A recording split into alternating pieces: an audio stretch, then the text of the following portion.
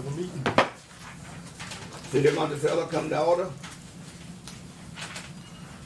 You have any jingle makers, noise makers, silence and turn them off? Anyone in the audience, you talk to the council. Don't talk to yourself. If you got questions, you talk to the council. Any comments that's repetitious, same thing, redundant, you get 3 minutes. If you get caught for 3 minutes, take your seat. I'm gonna bang the gavel and you sit down. If you don't sit down, there's chief right here, scooch out the door. So we have order. And there's been up there since 2008. Civil, be civil, we're gonna be civil now. So I'm gonna put you out. Act accordingly.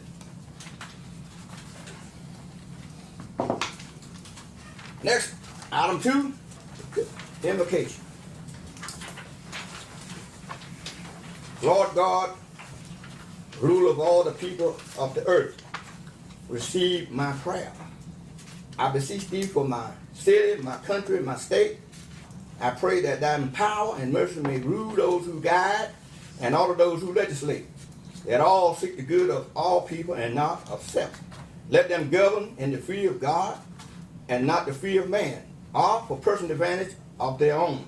O Lord, we deserve chastisement at thy hands, and not good things. We have all sinned against thee. For yet, the sake of thy love, bless us, cleanse us, and defend us, and revive thy work in this nation, that we may indeed be a people fearing thee and doing righteousness through Jesus Christ our Lord. Amen. Amen. Pledge allegiance.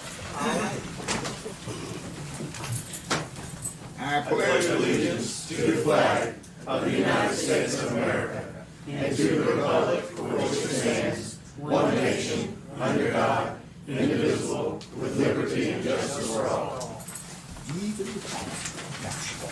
All right, Mayor, I'd like to add one item to the end of the agenda. That is the edited interlocal agreement between the city and county for building official. Okay, if I miss anything that's up on this table, you remind me. Yes, sir. All right.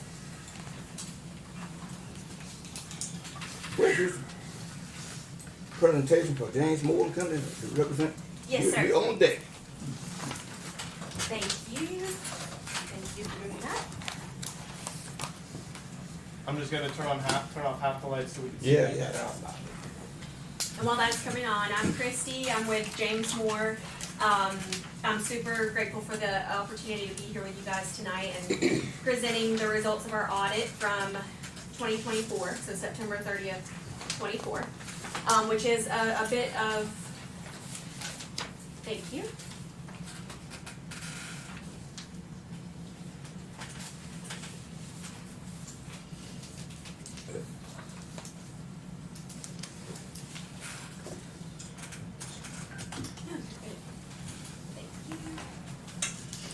Okay, so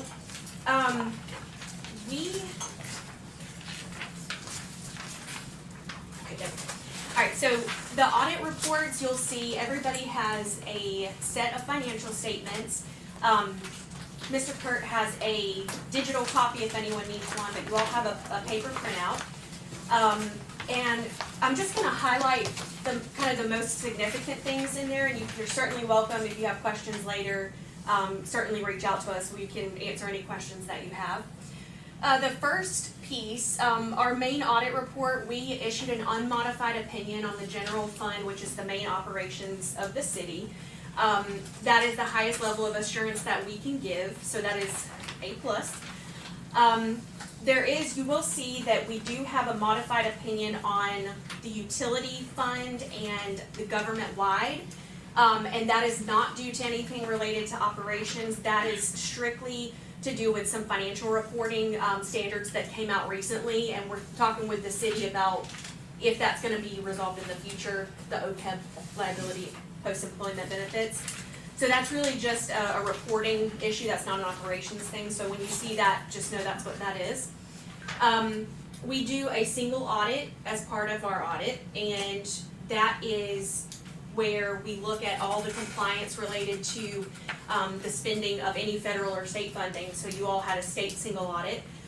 There were no findings at all in that, so that is also wonderful.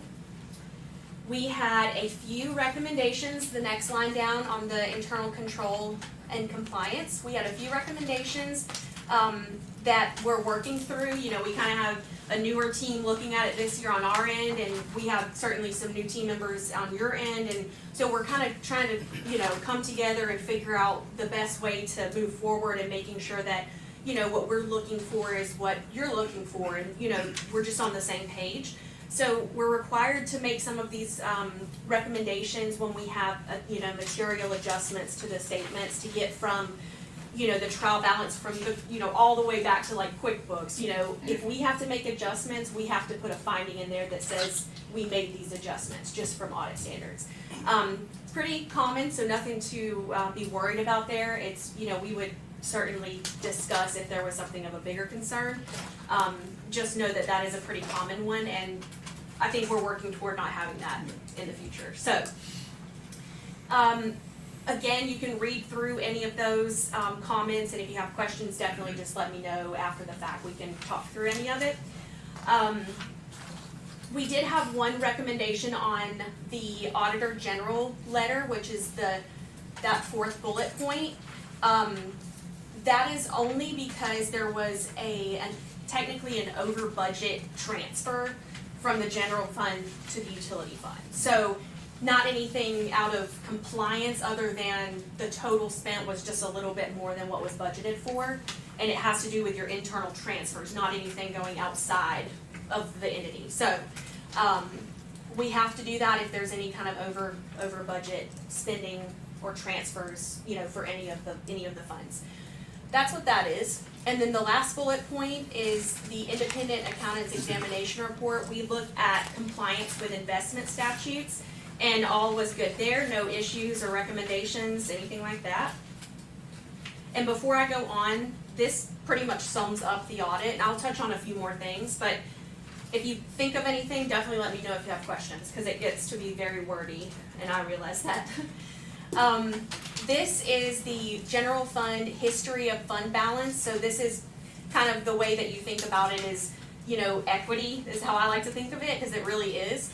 And it breaks it down by the categories, so non-spendable, restricted.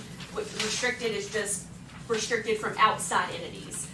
Assigned is internally assigned. And unassigned is there's no restriction, no assignment, that is, you know, it's there for spending. So that is a good, healthy number. You can kind of see the comparisons for the past years too. So all good there. This is just some calculations and ratios that we have to look at to compare to the GFOA, their recommended ratio to maintain a certain number or a certain amount of fund balance compared to your expenditures. You all are way ahead on that, so no concerns there. We just like to show that you are good there. This is your proprietary fund, so water and sewer.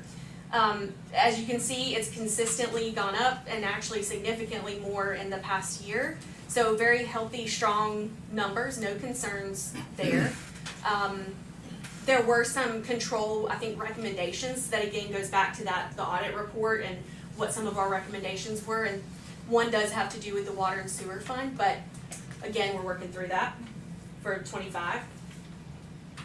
And then this is the last slide, and last thing that I'll point out is the net pension liability. You will see the difference between the general fund and your government-wide statements is just the government-wide statements, which is your first ones. They include long-term assets, long-term liability, stuff like that, that you don't recognize at the fund level. A lot of technical talk, but all of that to say is you will see the FRS pension liability on some of the statements, but not all. But that's why, it's just a reporting difference. So you'll see a couple of the different liabilities. That is strictly based on numbers that come from FRS. So they literally take the total, allocate a certain amount to each governmental entity, all the participants in FRS. So that's where those numbers come from. And bottom line, no issues, all required contributions have been made, so all golden there. We just like to explain that a little because it can be confusing. So If anybody has any questions now, I don't mind answering any, and again, if I don't know the answer, I certainly will get back to you. So, all right, Good. good? Very All right, good. thank y'all so much.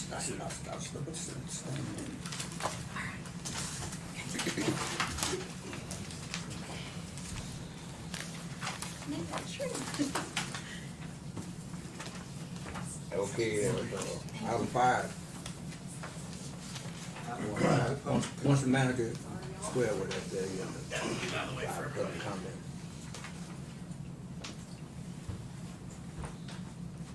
Uh, 3 minutes. Kim Odom. Start. I'm staying on agenda item. Okay. Tracy. Agenda item. Okay. Ms. Jane Dale. I'm speaking on an agenda item. David Ward. Same thing, speaking on the agenda. That's it. All right, we're gonna move on. Item 6, I'm adding 6B, the approval of the, proclamations. We have to do that after the You can do that after the consent agenda. consent agenda. Item 6 is consent agenda approval of the city council meeting, April 7th. So moved. Moved and second, all in favor? Aye. Ayes have it, all right. Now we have, go ahead, there we go, proclamation. Good evening, everyone.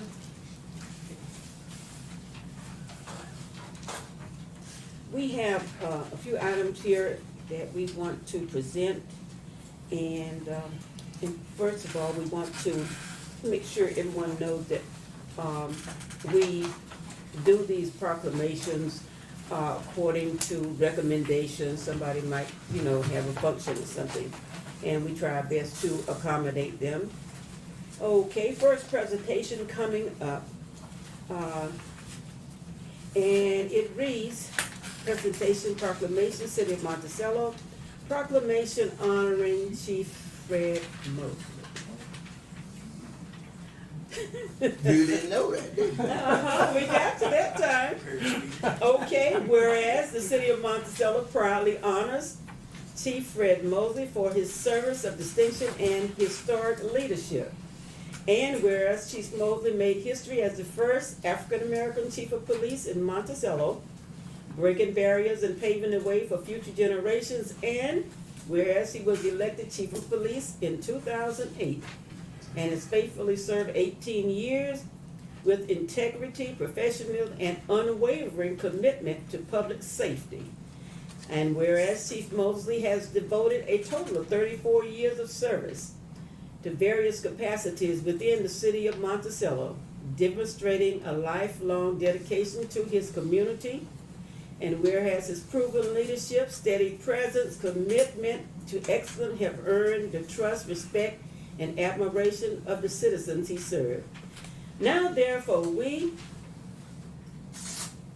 John J. Jones, Mayor of the City of Monticello, together with the City Council, do hereby proclaim recognition to honor Chief Fred Mosley for his trailblazing legacy, distinguished service, and steadfast commitment to the safety and well-being of the City of Monticello.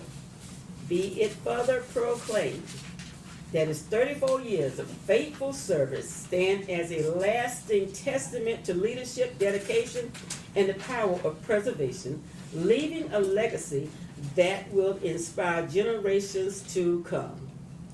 In witness thereof, we have set our hands. John Jones, Mayor, City of Monticello, Gloria Cox, Council Member, Events, City Clerk, Roosevelt Brooks.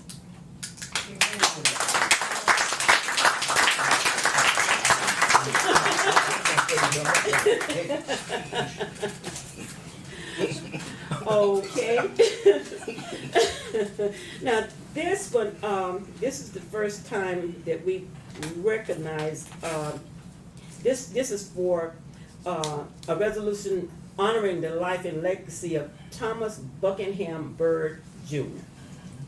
You know he was a lifelong member here, serving as an attorney and many other things. So it reads, whereas the City of Monticello pauses to honor and remember the life of Thomas Buckingham Bird Jr., Buck Bird, whose presence and contributions touched many within the community, and whereas Thomas Buckingham Bird Jr. lived a life that reflected dedication, character, and spirit of service, leaving an impression upon all who knew him. Whereas his life was marked by meaningful relationships, community involvement, and a commitment to uplifting others through his actions and example, and whereas the loss of Thomas Buckingham Bird Jr. is deeply felt by his family, friends, and citizens of Monticello, yet his legacy will continue to live on through the lives he impacted. Whereas it is fitting and proper that the city of Monticello recognizes and honors the life and memory of Thomas Buckingham Bird. Now therefore we, John Jones Jr., Mayor of the city of Monticello, together with the city council, do hereby resolve that the city of Monticello expresses its deepest sympathy to the family and loved ones of Thomas Buckingham Bird Jr., and we honor his life, his contributions, and the legacy he leaves behind, and a copy of this resolution be presented to the family as a lasting expression of the city's respect and remembrance. Be it further resolved that this resolution be entered into the official records of the city of Monticello, done, adopted, and approved on this 5th day of May. John Jones Jr., Mayor, Gloria Cox, Councilman Events, and City Clerk Roosevelt Brooks. Okay, now we have two other young ladies who have made some milestones. The first being Mrs. Thelma Canty, who has reached the age of 98. Whereas the city of Monticello proudly honors Mrs. Thelma Lee Canty, whose life of service, love, dedication has richly blessed this community, and whereas Mrs. Canty was born March the 20th, 1929, in Madison, and moved to the city of Monticello at the age of 8, where she has remained a cherished and enduring presence. Whereas at 98 years of age, she is the last living of 8 children, representing the legacy of strength, perseverance, and family devotion. Whereas Mrs. Canty is well known for her exceptional cooking abilities, having faithfully served as head cook at Howard Academy Schools, where she nourished generations of students with both meals and care. And whereas she is a faithful and active member of Greater Fellowship Missionary Baptist Church, demonstrating unwavering commitment to the faith and her church family. And whereas throughout her life, Mrs. Canty has been a mother figure to countless youth in the community, offering guidance, love, and wisdom that has shaped many lives. Now therefore we, John Jones Jr., Mayor of the city of Monticello, together with the city council, hereby proclaim recognition and honor to Mrs. Thelma Lee Canty for her remarkable life, faithful service, and lasting impact upon the citizens of Monticello. In witness thereof, we have set our hands thereof on the 5th day of May. John Jones Jr., Mayor, Gloria Cox, Council Member, Events, and Roosevelt Brooks, City Clerk.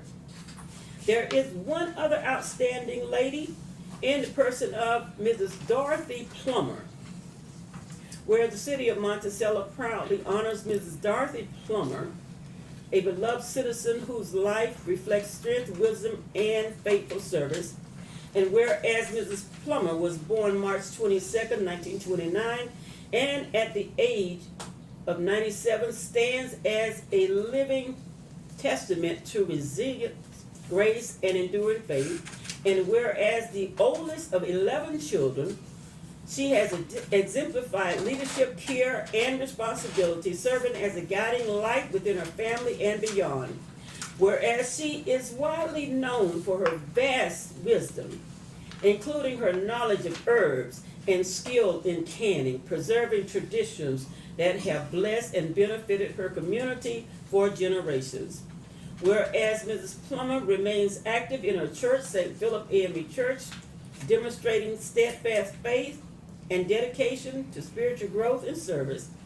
Whereas her life has made her a pillar of the community, inspiring all who know her through her wisdom, kindness, and unwavering commitment to others. Now therefore we, John Jones Jr., Mayor of City of Monticello, together with the City Council, do hereby proclaim recognition and honor to Mrs. Dorothy Plummer for her remarkable life, enduring contributions, and lasting impact upon the citizens of Monticello. In witness thereof, we hereby set our hands to this on the 5th day of May. John Jones Jr., Mayor, City of Monticello. Gloria Cox, Council Member, Events, Roosevelt Brooks, City Clerk. Let us give these outstanding citizens a round of applause.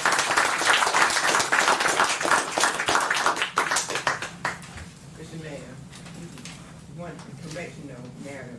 Yes, ma'am. This is Auntie Dorothy Plummer.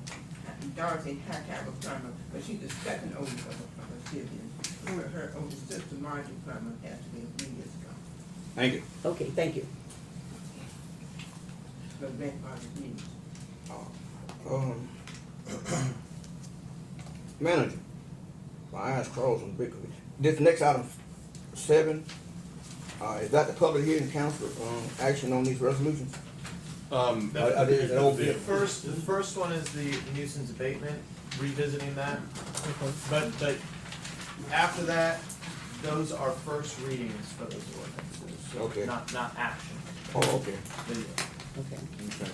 So with the resolution, again, we're looking at a quasi-judicial type function here. So typically, since the council put this on pause functionally last time, when we resume this, it's of the same style. So we have the city talking first and calling witnesses to the extent that it desires to do so, and then followed by the respondents in this case. You each have a separate packet of current pictures of the property that's next to you, John. Oh, yeah, here's Right in that stack. That's some current pictures. City planner Quinn Atkinson went by. Now, what they have done is erected a privacy fence that blocks that first page is showing from Jackson Street. So that is the west side of the property, and it wraps partially around onto the south side of the property. And then that is it, it stops there. And so the second picture is showing from the entrance of Osceola Lane of Jackson and Osceola Lane, showing the southwest corner of the house. And then the third picture is the east side from the southeast corner of the property. And I don't believe, oh, okay, yeah, Mr. Paul is here to speak again. And so should we get? Okay, Hear from the so neighbor first. typically how this goes is, because this is a quasi-judicial function, it's not subject to the sunshine law in the same way as other actions before this council. So what you have is you have much as a hearing, you have the parties calling witnesses and other people to testify as the facts of certain matters. Ultimately, the decision as to who to call and when is up to the parties themselves. And if you don't desire to call any witnesses right now, then Last time we let the complainant, which is a neighbor, Mr. Clinton Colbert, speak on the matter. And I don't know if you have So anything else to say. before we get into that, Yeah. cause we just continuation, the question is it up to standard or is not? Cause we just continued that, it need to be. Yeah, brought and up. it is not yet, if you look at the, that east The east side, side, yeah. whereas I think the, main portion of what Mr. Colbert was concerned about. But it is significantly better than it was, and I'm sure Mr. Paul has something to add to that, but it is not yet where Hey, better than what it we was. would have hoped. Okay. Clayton Tolbert, 231 Osceola Lane. At this point, I'm going to say progress is being made. Okay? We're not going to discuss it any longer, the neighbors. But what we're going to do, I feel it will be rectified. If not, we're going to ask for a property appraisal to come out and reduce our tax load for depreciation. And that's it, progress is being made, we appreciate it. Thank you. Yes, sir. Good evening, Mayor, City Council members. Thanks for your time again. What I've done, it took a State while. your name for the record. Oh, thank you. My brother lives at Allsale Lane, you know, a veteran that's, you know, the issues there. Anyway, I've made a lot of progress, but not complete the project yet. Had to get a survey, that took a while, to mark the corners so I could run lines, run the fence. I'm doing fencing with friends of mine. Anyway, got about, I don't know, 1,200 for the survey, 2,500, 3,000 maybe in the fence so far. So funding, you know, I mean, that's an issue. I'd just like to get an extension, maybe, I don't know how long, 30 days, in 30 days. I started on the Jackson Street side because I thought, I don't know, more people go by there, you know. The other road's like a little private road, 4 houses on it, so. But I'm gonna continue on the east side, you know, complete, or almost complete the west side. I'm about 98% done on the west side, I would say. Are you planning to continue that fence? Yeah, around on the whole east thing? side, yeah, it's gonna be, so the whole, you know, if you look at the front of the house, you'll have a fence coming off both sides and, you know, so he'll have a big backyard that's open, he's loving it. He said he'd sit back there and it's quiet, keeps the traffic noise down, so he's already seen some damage to the fence. Yeah. And I've cleaned up the big tree that was falling down, I finally got the chainsaw fixed and did that as well, got a lot of that removed, so. Would your brother be all right with you trimming those trees so that they're not hanging into the road? The ones that Oh, are yeah, right yeah, in front of the yeah, house? sure, yeah, I can do that, yeah, those great myrtles are kind of, yeah, I see what you're saying. And I really think they're coming. Because it's already a narrow road, so Yeah, that yeah, way yeah, people yeah, can. yeah. And they weren't planting it. The only thing I can think of, is the neighbor right across from him, where Clayton used to live, there's a crepe myrtle in the front yard, in the Clayton. And I'm telling you, those roots came under that, because my brother's, I've asked him, have you ever had a crepe myrtle here? He's lived there 10 years. He said, no, I've never had one. Did he have one? You might know, you went across from him. A concern of that is there's several wild crepe myrtles growing right beside this concrete road, Right, which is right. owned by the city. Yeah. When them There's a crepe private myrtles road. bust up that driveway, we're That's gonna want the city to come in and repair it. That's a private road. It's not a private, it's already been determined. Oh, okay. Drive on. I understand. I'll trim them back as best I can. They're little teeny things like Yeah, this. they're tall. teeny, they're small. Are there any plans to deal with the tarp on the roof and that sort of thing? If we can get the money to get a roof, you know, that's a big issue. That's a lot of money. I figured I'd start here, you know, I mean, that's all I can do right now. I mean, I'd love to take that tarp off, yeah, but I can't make things. I can only suggest things with my brother, yeah, unfortunately. If you would like to entertain a motion, I mean, it seems like we're making progress, Yeah. and we don't need to get in tonight and Right. get in the weeds, I'll make a motion that we give him, Councilman. I was gonna make a motion that we grant him another 30 days and we move forward. Yeah. And we don't need to sit here and question. I'll second. All right, been moved in second. All in favor? Aye. All Thank right. you, thanks for Yeah, taking thank your you. time. Thank you. Oh, goodness. This is just a reading right after this. This would be the first reading of the 3 that Okay. the council Ballot. approved to move forward last time. Okay, you wanna read it? Yeah, Look. okay.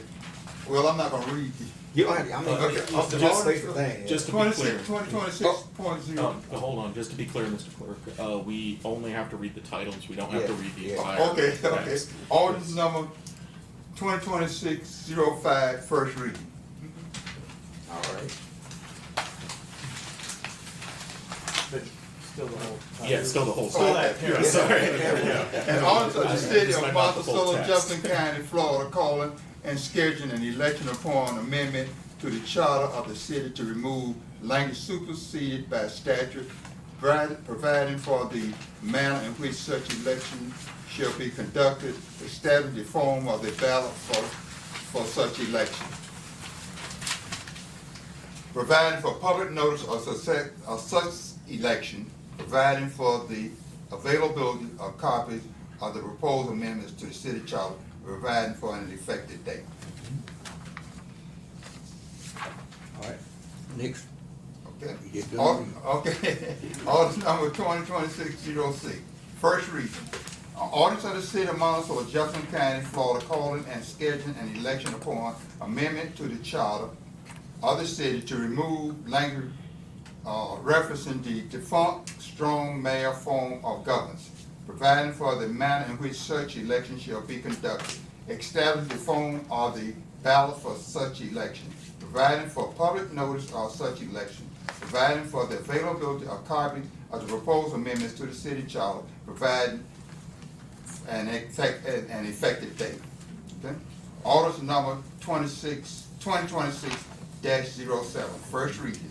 An ordinance of the City of Monticello, Jefferson County, Florida, calling and scheduling an election upon amendment to the charter of the city to require the chief of police to be a certified enforcement officer to be eligible for the position, providing for the manner in which such election shall be conducted, establishing the form of the ballot for such election, providing for public notice of such election, providing for the availability of copies of the proposed amendment to the city charter, providing an effective date.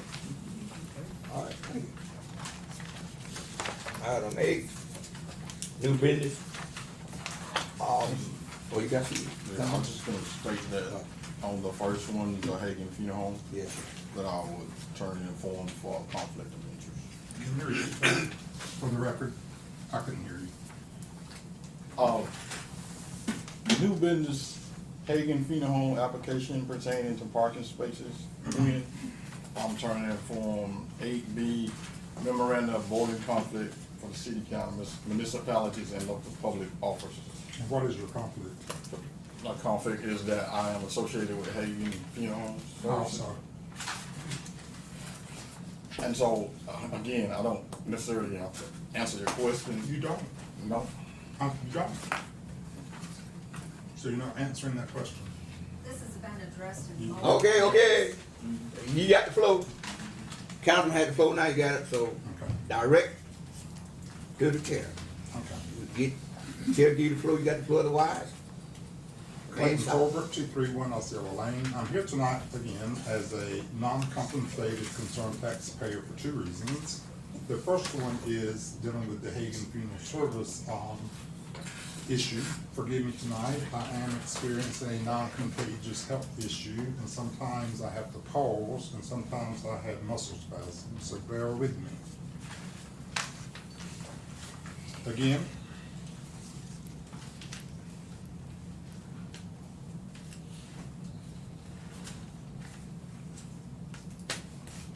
we have been requested several times to submit a variance difference. However, let me state for the record that the position is there is no variance needed, that city ordinance allows for parking to be reduced if shared parking is available.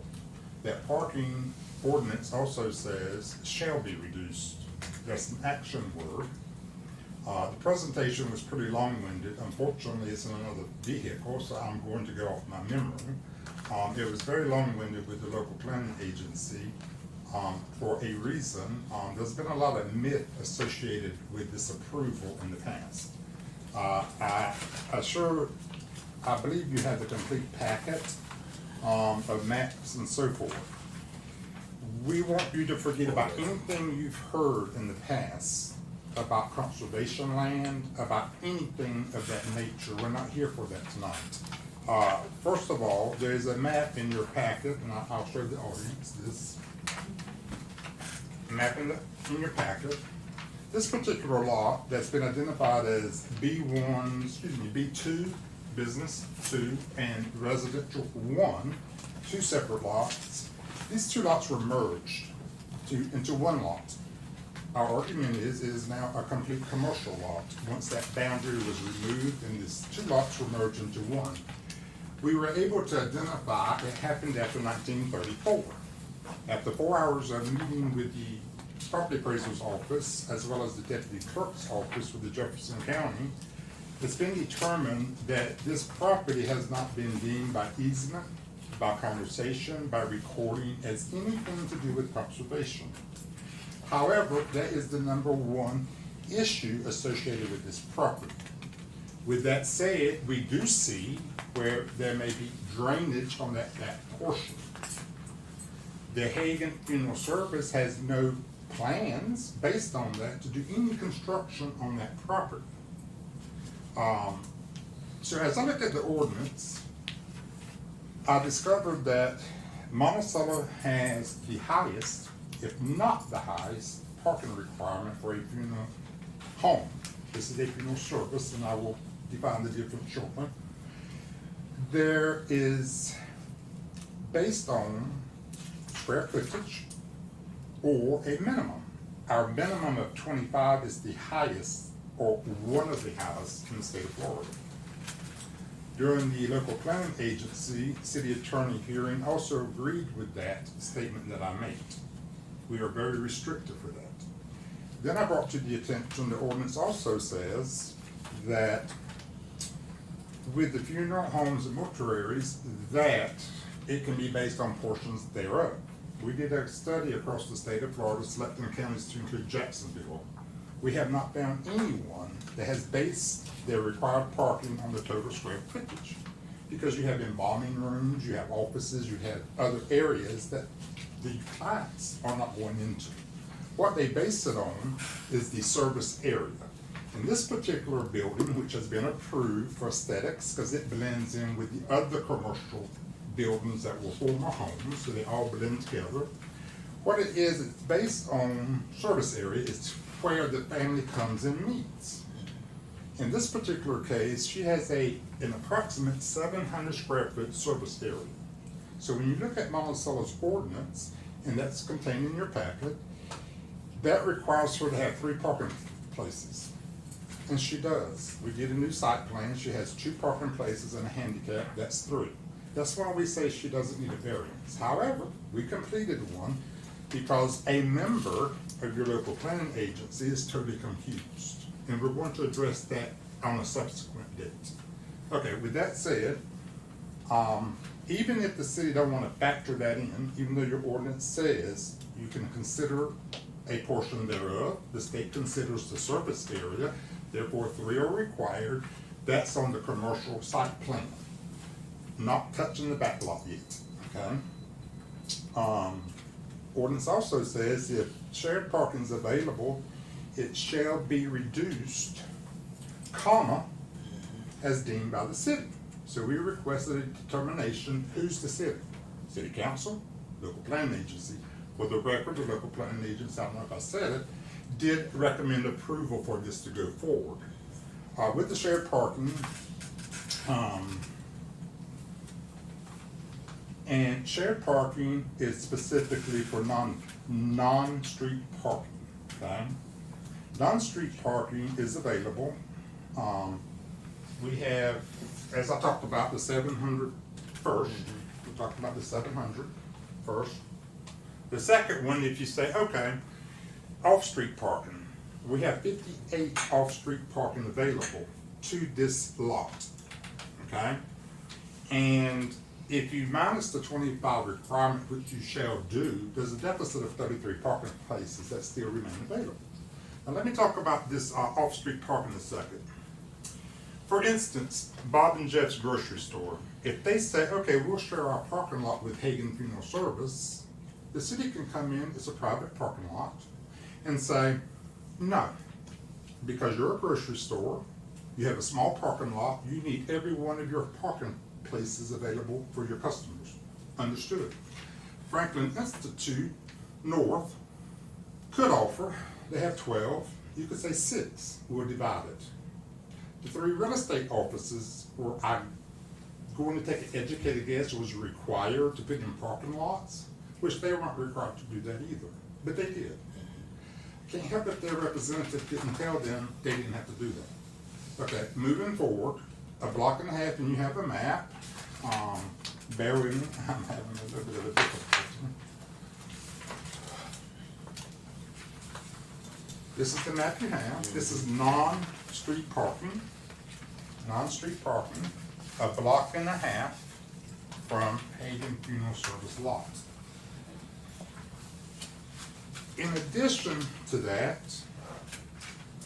she has street parking. 98 street parking. And what I mean by 98 street parking, DOT owns right away of the street parking a mile down each side of the road. So right now we had 156 parking spaces available. Now the reason I go back to private, right now, the Boyd Real Estate Office, Ms. Sermon's Real Estate Office, Silo Real Estate Office, they could say, okay, we have 6 slots. You could say, well, she could have 3. But we don't need them because they didn't need them either. We have 156. Now the non-parking is specifically in your ordinance, not the street, the non-street parking.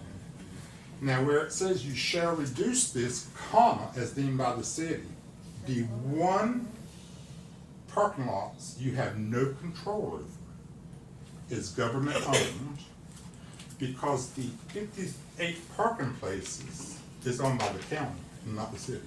You have no say-so on that. You have no say-so on DOT parking.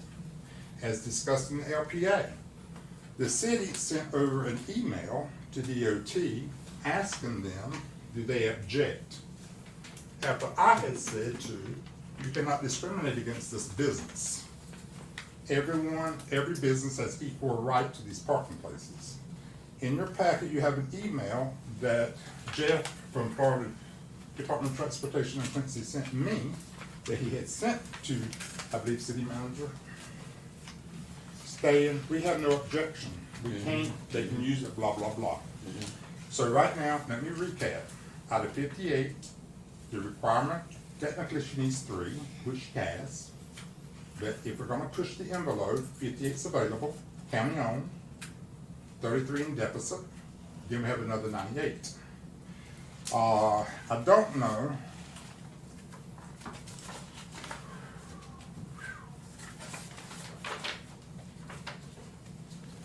I'm gonna have to let you share these. I'm gonna hand to the mayor and he can pass. This is the public parking, the county I'm speaking of, Don Street. And then here's several examples. You're going to see parking, DOT parking with the porch on the green, 30 to 35 to 40 cars lined up, even on Friday night. You're going to see severe parking at Grande Mexican Restaurant, all over the grass areas. There's no designated parking in that area, basically. They park everywhere. You're gonna have one photograph in there from the Chamber of Commerce where they park on both sides of 9. With that said, we had a council member, Ms. Katrina Richardson, in one meeting talk about, when we brought up Bags not having a parking lot. She and I agree, good design. They have 9 parking. The one thing I have to disagree with is Dogwood Street, and that was specifically mentioned that that was a good design. First of all, Dogwood Street is a residential street with 0 designated parking. I attended Sheriff Scott's memorial. I parked my vehicle in the county parking lot. I will not park in a non-designated parking lot space. Liability on me, liability on the city. I walked 3.5 blocks to Bags. In Philadelphia, I walked 8.5 blocks to my brother-in-law's funeral, because most cities don't have parking lots. You have to park in the garage. Very close to this non-street parking again.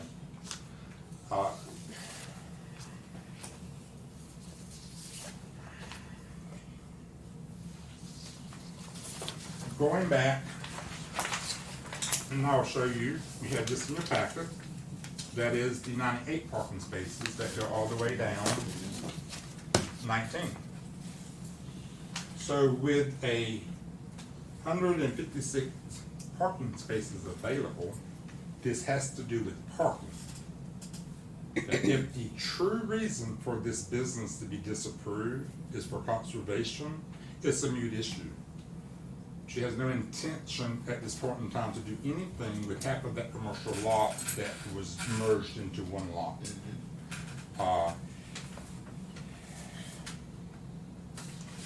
You have the memo from DOT. You have the new site plan showing the 3 parking places based on service area. You have the building, which is aesthetics to the buildings that are nearby. And as a merger, tax roll,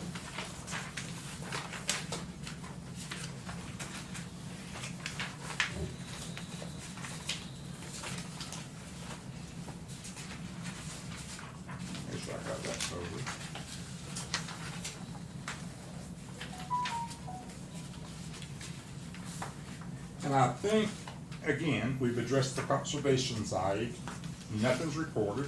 Property appraiser did state, the planner there, Kevin, did state that the city did call him about the overlay of claiming this is conservation property. I met with the property appraiser, don't know if he conveyed it to the city or not, he's saying he did, that he cannot go by that, because he does not know who done that, there's no record, and referred me to the courthouse, and that's when the deputy clerk got involved. So, tonight, I'm going to stand before you and tell you, this is not a conservation area now. It's gonna take two parties from this day forward to agree it's going to be. And one of them parties is going to be Evelyn Hagan with Hagan Funeral Service in the city of Monticello. Again, to repeat, there's no plan, nothing on the site plan. In fact, the new site plan shows that area reserved, basically. Don't have to be legally. And again, everything else has been approved to this point except for the parking. And the 13 parking spaces that the city recommended she build was the only thing that wasn't approved by variance. So I'm gonna go back and say, it doesn't have to be. Your ordinance provides for this to be approved. There's no legal reason for it not to be approved. With that said, the second part of this is, and I have to explain this to the LPA. When I say stuff like this, it's not, I don't want to use the word threat, legal action. I like to convey. I speak before, I'm retiring now because of health. I'm no longer allowed, I no longer can publicly speak. So this is my last issue. With that said, as a concerned taxpayer, I warned this council before about litigation. And it had to do with the employee who was accused of a city strike that didn't occur. They went forward with it. Within 3 months it was settled. And the way this works is discrimination not necessarily based on race. And let me talk about that in my family. Flower shops, funeral directors, funeral homes would go broke. We do not do that. We cremate, we spread. That's it. In the black community, and I will say this, typically, they don't have funeral services at a funeral service area. It usually goes, and I'm going to speak and mistake if you can correct me, typically, and I checked the record, 24, 25, she had no funerals. They typically get the client, bring it back to the service area, embalm, prepare, and then they transport it to a church, and they have church services. The family in the interim, they sort of gather around the patriarch of the family or the matriarch of the family during that time. All right? We have to understand there are differences. And I went back with the LPA. Having a funeral home service next door to my business, her clients does not need a parking spot. And they're very quiet. However, this property could be sold, and I could actually build a bowling alley there and serve beer, wine, add music, and I only need 2 parking spaces. And I can put it on that lot. And I can stay open until 1 o'clock in the morning unless the ordinance has changed till midnight. Well, after all the conservation was discussed, then we had people come in and talk about traffic. And I did speak with the chief of the police department on traffic. As you see these pictures, all the other businesses has got it lined up. We have not had no incident to my recollection of the porch or anybody else. But if she should have a funeral service there, what better way than go ahead and line up the cars on DOT, put the escort in front and go?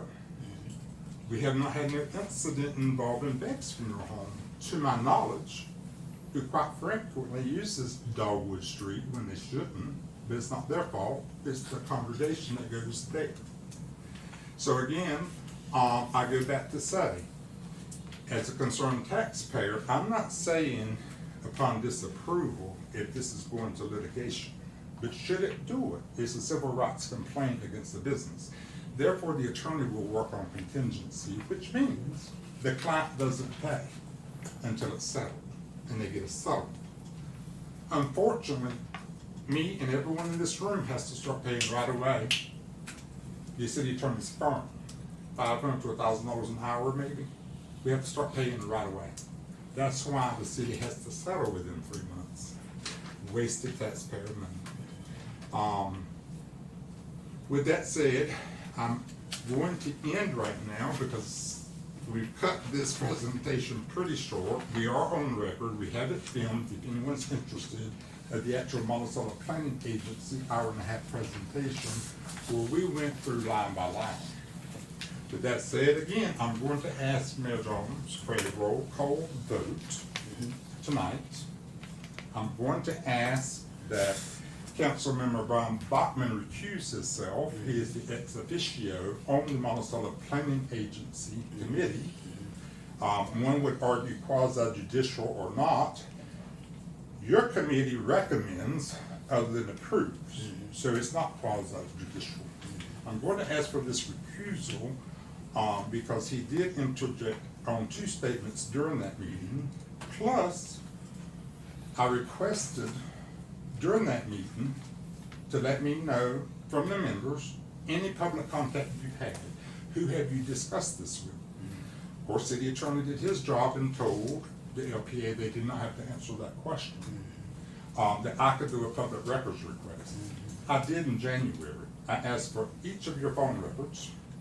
I asked for the LPA members' phone records. That has went unresponsive. I'm well with that right now. I really don't want to go through your phone records, but I will. So I'm going to narrow that scope. I would like the communication, if Councilmember Bachman, nothing personal against, if you were on the committee, I would do the same and request you to recuse. But I will ask for his phone records, and if he's willing to tell me tonight any communication with anyone he's had since the April 9th, 2026 LPA meeting where he served as the ex officio official on that committee. If he's willing to tell me the people he's contacted, we're well. If he's willing to tell me the communication and the form of communication, we're well. I think it would be in the best interest of the city of Monticello for Councilman Member Bachman to recuse himself should this go to litigation. I'll leave that with you and Councilman Bachman and your attorney. And I will pause until you make that decision. I can't think of any reason why I need to recuse There is no myself. legal basis for that recusal. So I will not be recusing Okay. myself. All right, thank you. And we put it on record. Okay. With that said, is there any questions from you, Mayor Jones, or any council member? So, this come from the LPA recommendation to approve? Yes, sir.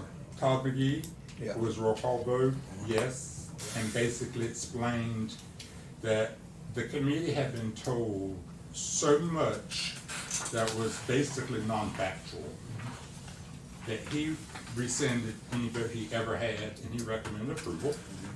Todd McGee, I did review his background, qualified to be on the MPA. Bob Cantor, also, if I'm not mistaken, I'm gonna have to go back and look at the record and say that there's no legal reason it shouldn't be approved. Again, that's a recommendation.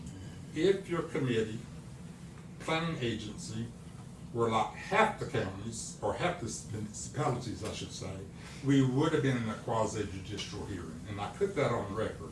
But being they only recommend, I backed off to quasi-judicial.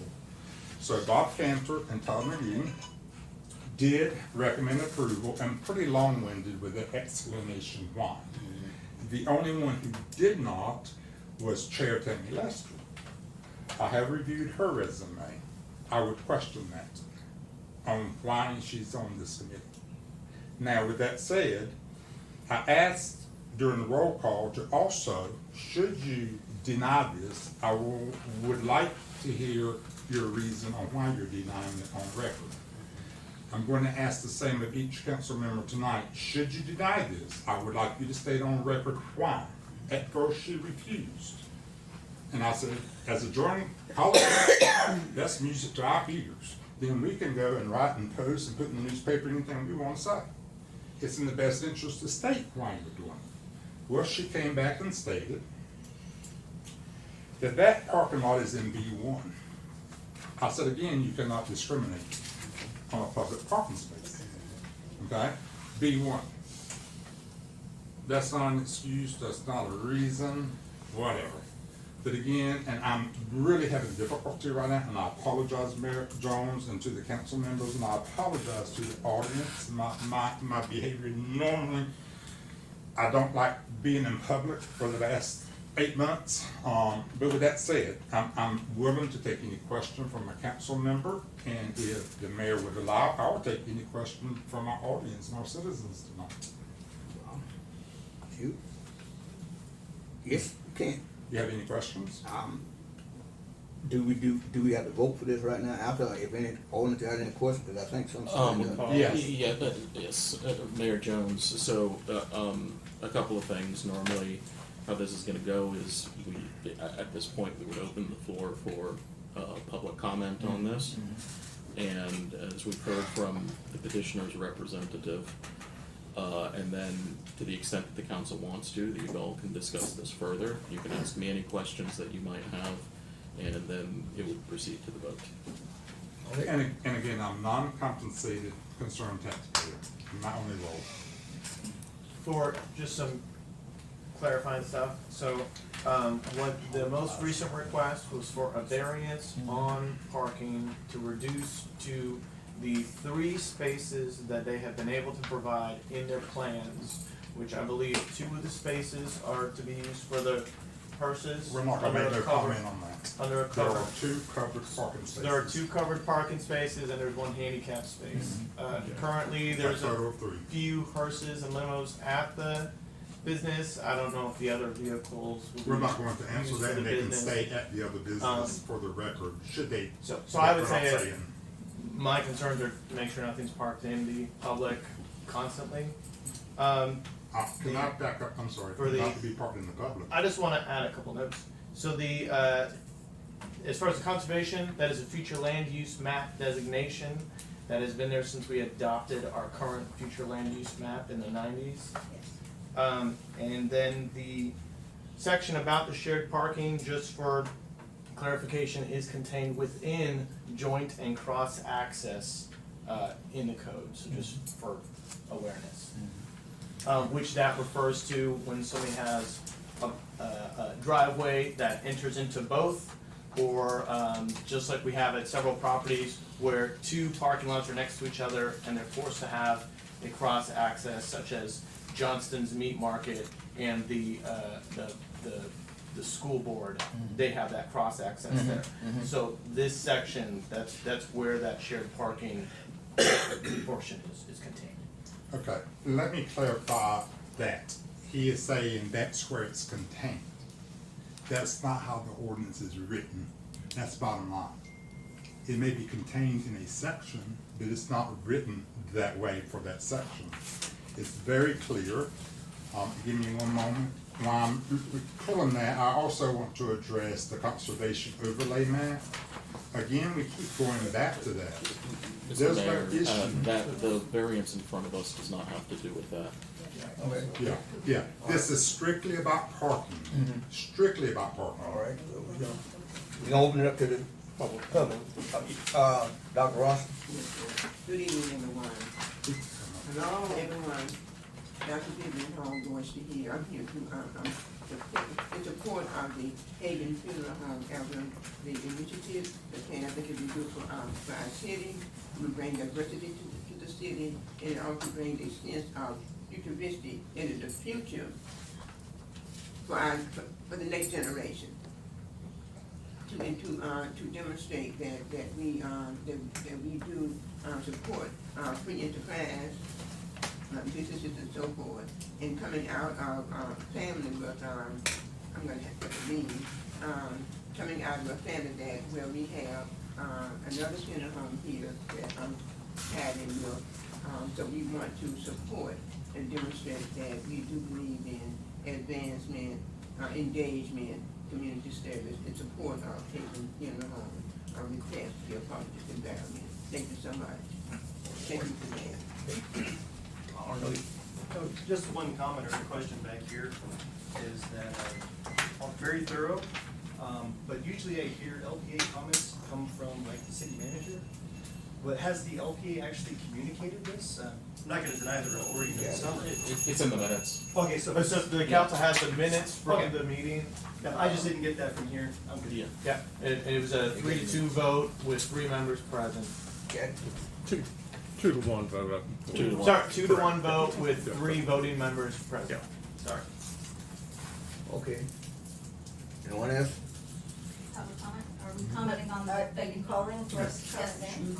3-minute rule now. Yeah. That bell ring, clock ring, if we miss center, take your seat. Mr. Clayton was presenting, so that's why he wasn't on the 3 minutes. So I sent all of y'all, council members and city managers, everybody, an email, this morning, Yeah, I read it. inquiring about, whether or not, these 3 parking spots were sufficient for the commercial vehicles that the business owns, and where those vehicles are going to be stored long-term, because, obviously, you're not dying every day, you're not doing business every day, but, storing them on, public right-of-way or in a municipal parking lot, I think, opens us up to, large questions of liability and other issues, and opens the door to other business doing similar. And, whether or not this actually, goes foul of federal statute, or Florida statute, which I sent, earlier. I can call it up now if you haven't sent it to the lawyer to review. It is, where'd it go? I believe that was, I read through that, and that was referring to a vehicle that's being used to advertise things. It said a vehicle for hire, so Yeah. these are being hired out to transport, so, my question is, it should be legally reviewed before approving, because it is, in my personal opinion, a vehicle for hire, whether it is a legal opinion, which is why I asked the question in email this morning so it could be looked at, because, I believe she has, 5 or more commercial vehicles with 2 spots to park them. Right in your sentence, we're discussing right now, the vehicles, what she has, we're not talking about 5, 10, 8, we're talking about the 3 that's supposed to be approved, what she do Right, I that. understand, she has 3. Well, she put those, if they're not there, they probably have somewhere, so that we want. Mayor, I'll voluntarily Well, address that. I don't, Yeah. I don't need you to address it, sir. My concern is just to express my concern and express my desire for the city council to consider where those vehicles are gonna be parked and consider putting that language in the variance as to not being on public streets. That's it. Thank you. I'll go ahead and No, address, no, Mayor. please, I have not asked you to address Excuse me. anything. Ma'am, take your seat. I'm the presenter. You get the floor from the chair, okay, you speak. Yes, sir. As far as the commercial, this is what we're talking about. It's all about the conservation. We solved that issue. We solved it. We're excited. It's solved. Then we start bringing up traffic. Commercial. Let me assure you, there will be no commercial vehicle parked in any non-street public parking or street parking. That will not occur. I will assure the council and all citizens of that. We're not going to park a commercial vehicle in a public parking space. That's liability for both parties. Just to clarify. Thank you. May I respond quickly? Okay, can I just throw this out there with the vehicle for hire thing? Go ahead. The vehicle for hire thing is a Florida statute. There's no way that this council can supersede that in any manner whatsoever. So regardless of the discussion on that here today, it's not something that we would have the ability to supersede one way or the other. Now that being said, when it comes to what a vehicle for hire is, looking at the definition quickly, it is broadly defined as any motor vehicle when used for transporting persons or goods for compensation, let or rented to another for consideration, offered to rent or hire as a means of transportation for compensation, advertised in the newspaper or generally held out, and so on and so forth. In essence, it is a vehicle being hired for a specific purpose to transport goods or persons. So is a person So that's like Uber and Lyft. person? Once you Here. expire, you are no longer an individual. While this doesn't matter, Exactly. it seems to me like there is an argument to be made that this could possibly be considered for that. However, it's neither here nor there. And again, I go back, we're talking about a variance. We're not asking for a variance. We submitted it. If that's the language the council wants to use, we're well with it, as long as it's approved. She doesn't need the variance because your ordinance allows it. Again, a person for hire is not a deceased person. Once they expire, once you expire, you're expired. Thank you. Your product. All right. Just to clarify here, there's a couple of things that I want to clarify after the public comment on this is done. But I'm holding that until the end here because there's a lot being thrown around right now. And this is, in my personal opinion and legal opinion, a very narrow consideration. Clouding the issue is what's occurring, Mayor. Okay, let's move. Anyone else? You already. Do we want to put on the list? Yeah. You got a list? Yeah. Yeah, we have several of those. Man, you can look there. My name's Kim Odom. I am 390 South Jefferson Street. Surveyed many people's properties in here. I'm also the vice chair of Jefferson County Planning Commission. I'm here. I'm actually in support of Miss Hagan's funeral home. I wish her well. I surveyed her property. I'll probably get work if y'all approve it. Well known fact, 390 South Jefferson Street. I'm actually probably the smallest parcel between everyone that is arguing amongst here. I homestead that parcel. My property adjoins Miss Hagan's property. So I am the only non-commercial homesteaded property. I live there. So the decision y'all make will directly affect and impact my little family, that little humble white house between Eric Paul's property and the Boyd's commercial, and everything's commercial there. Now, I did my due diligence. Would I have bought my house if Miss Hagan's funeral home was right there? Probably not, but my due diligence, I mean, I bought a property in commercial, she could build it. That was my due diligence. I mean, she can build out there. I want her to have her place there. She's been working really hard for this, you guys. I want to see this work out for her. Absolutely. But I don't want this to infringe on my homestead property rights either. So the way this, whatever y'all grant, I just really want y'all to take into consideration whatever the parking spaces are. I have a litter of kids, they won't move out. And my youngest graduates this year. My oldest moved out. My youngest three, they live with me, they work for me, we're surveyors. I'm a very, very big advocate for property rights, so I find myself only on the other end where I feel like I, want to protect my own property rights, and, I would just be, I can't stand up here and say, well, do this for me when I've been just on the other end, of the, standing on the planning commission, hearing people oppose what they don't want this other person to put in their neighborhood, and, they don't want to see this in their neighborhood. And I have to, well, that's their property, and they want to do that, and you protect that. But, on the other end, you have to take what, affects the other adjoiners too. Like I said, and just, from a unique situation where I am the only one that lives here, it's, like I said, everybody's been so kind as to not ask me to get up here and speak, but tonight I'm standing before you as a land surveyor, as a planning commissioner, and I don't know if y'all read the papers, but I'm a very, very big supporter of you being able to do what it's your property, and you should be able to do and develop your property and have businesses and have something that you can pass on to your generations. I got a 2-year-old grandson that goes out there in the yard and plays, and like I said, I've got litter kids, they won't move out. But y'all protect my property rights too when y'all making your decisions, please. Thank you. Thank you.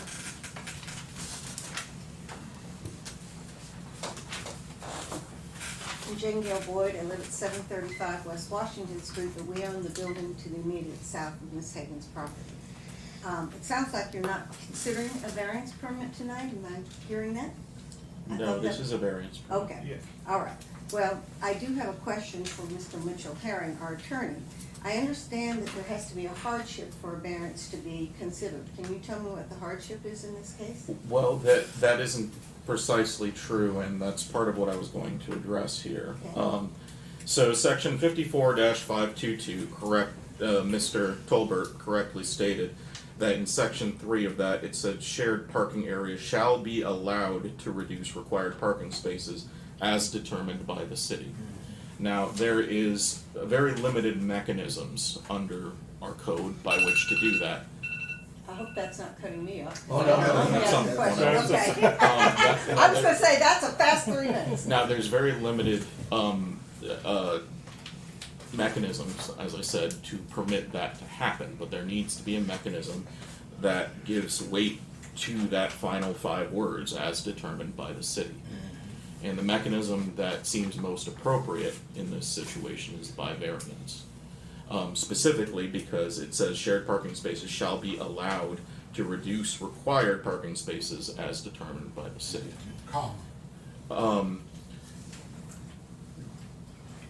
In this particular situation, in my opinion, under the law as it's written, the determination is whether the shared parking as presented permits the Hagan Funeral Home to a variance off of the required statutory, required codified minimum of 25 parking spaces down to 3 based off of the shared parking spaces that are available. That's what my opinion is as to what's in front of the council here today. The zoning stuff, the map stuff, that's all entirely irrelevant in my opinion here. We're not touching that today. Yeah, it's already been decided. We've already moved past all of that. What is determined here today is the parking that is available sufficient to state that the minimum here can be reduced by that degree. And that's not my determination to make. Mr. Tolbert again was correct in stating that I had looked into this, and 25 as the minimum, it's one of the very, very few minimums in our own code, and B, it's a very high minimum. But beyond that, it's not my determination to make.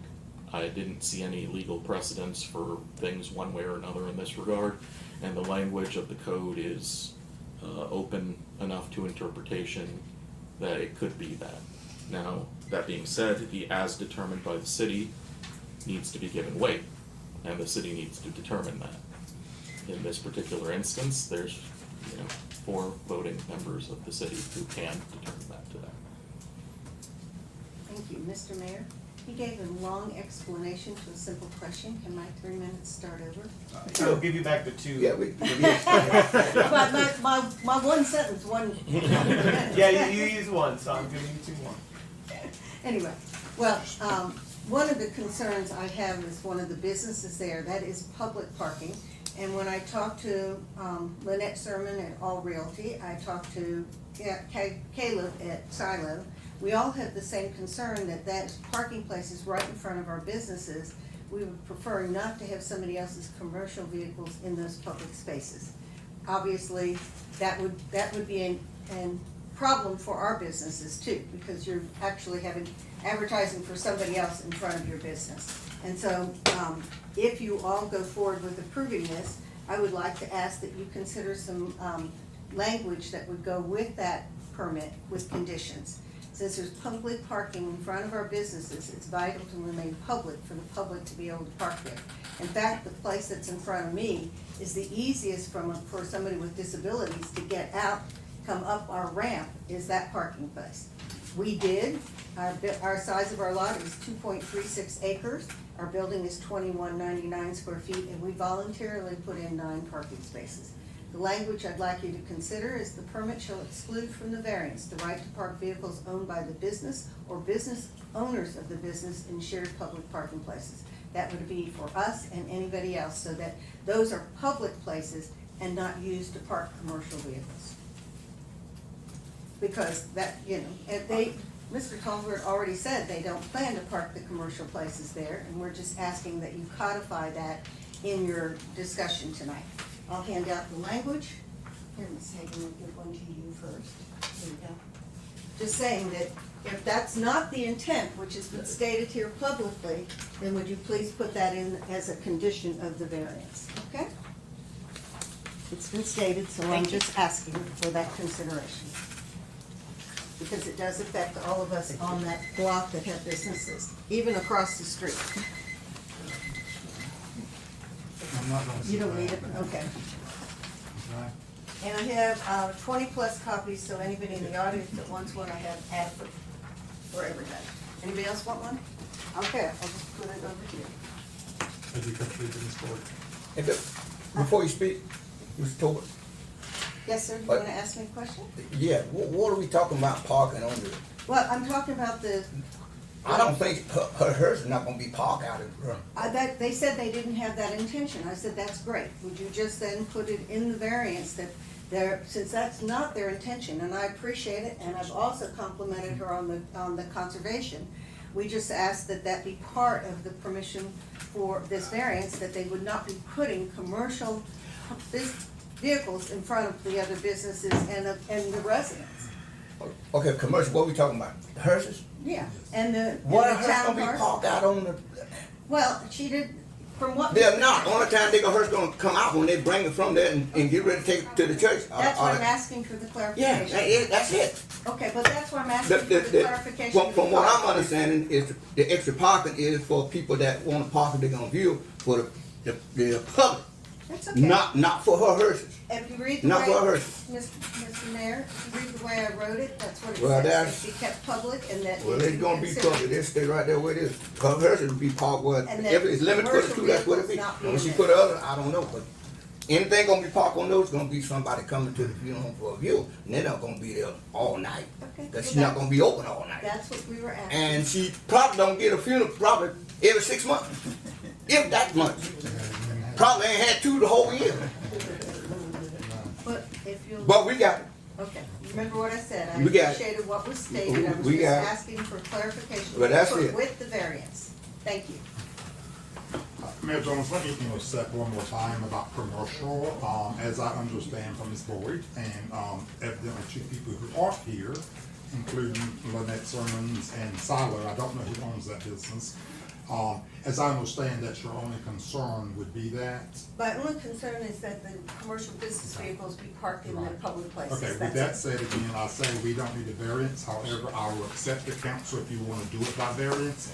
She has 3 parking spaces on her property, that's all that's required on her service area, it's a done deal. However, with confusion, we don't object if you wanna do it by variance, however you wanna do it, and put that language in that a hearse would not be parked in a public parking lot or a public parking space. Would that suffice you, Ms. Floyd? Any commercial or business vehicle, Now, that with would that apply said, to me too. I'm gonna readdress your comments to the congregation and the public. I am a 4th of 6 generations in Jefferson County. 4th of 6.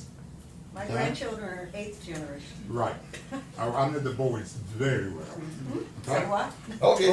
Okay, with that said, with that said, the comments about getting away from me in this public forum is uncalled for. I'm a professional. You may not like what I'm representing and speaking of, but I can put a business that's far worse than a funeral service business. Let me assure you, and it will be done. Thank you. And when it, is that the list? Mr. Ward?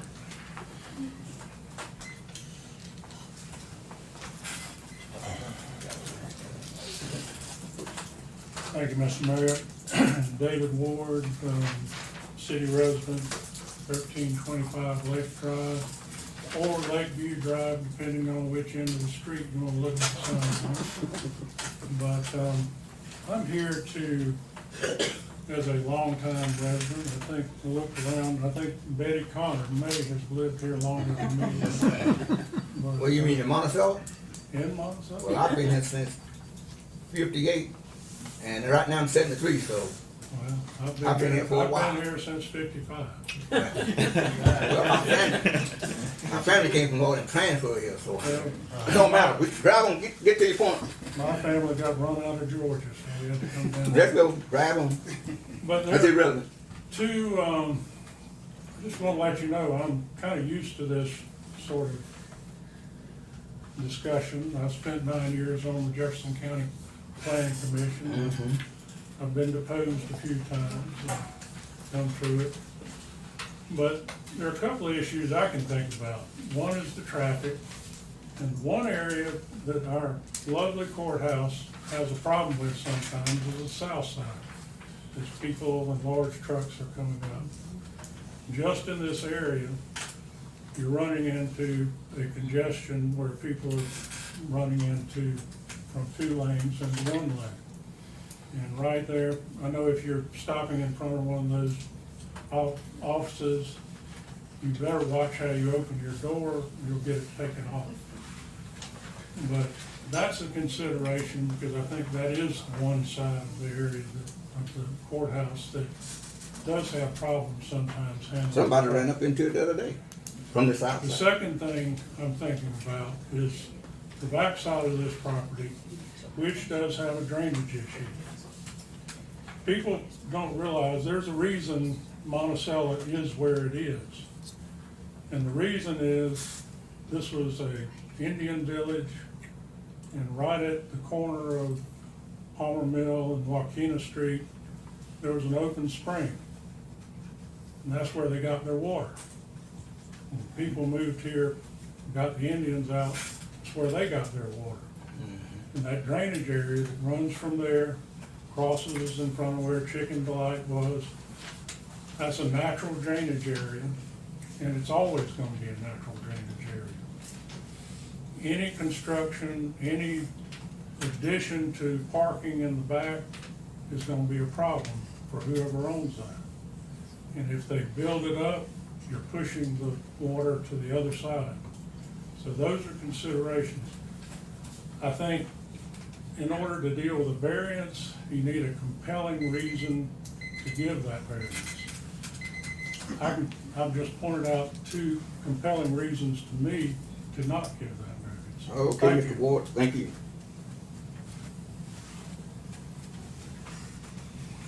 Mayor, again, that is one parcel, one property number. We've said, we recognize by visual, there's a drainage there. The owners have accepted that. I go back to state one more time. For 2 years, this has been disapproved solely because of conservation of what was alleged to be conservation and purported to you all. I understand why you denied it. You were purported wrong information. With that said, as Ms. Boyd said, she named 2 people who are not here tonight. I do the same thing. I do due diligence. So I posted a post about Hagan Funeral Home. Within 3 hours, I got 3,200 local views. Not one negative remark. I got likes and hearts and everything else. 3,200 people. I cannot control the people who are in the city of Monticello. It's Jefferson County as a whole. So with that said, we keep hearing a lot of argument about parking in the rear. We've addressed that, as the attorney said. All this is a new issue. This is a new issue.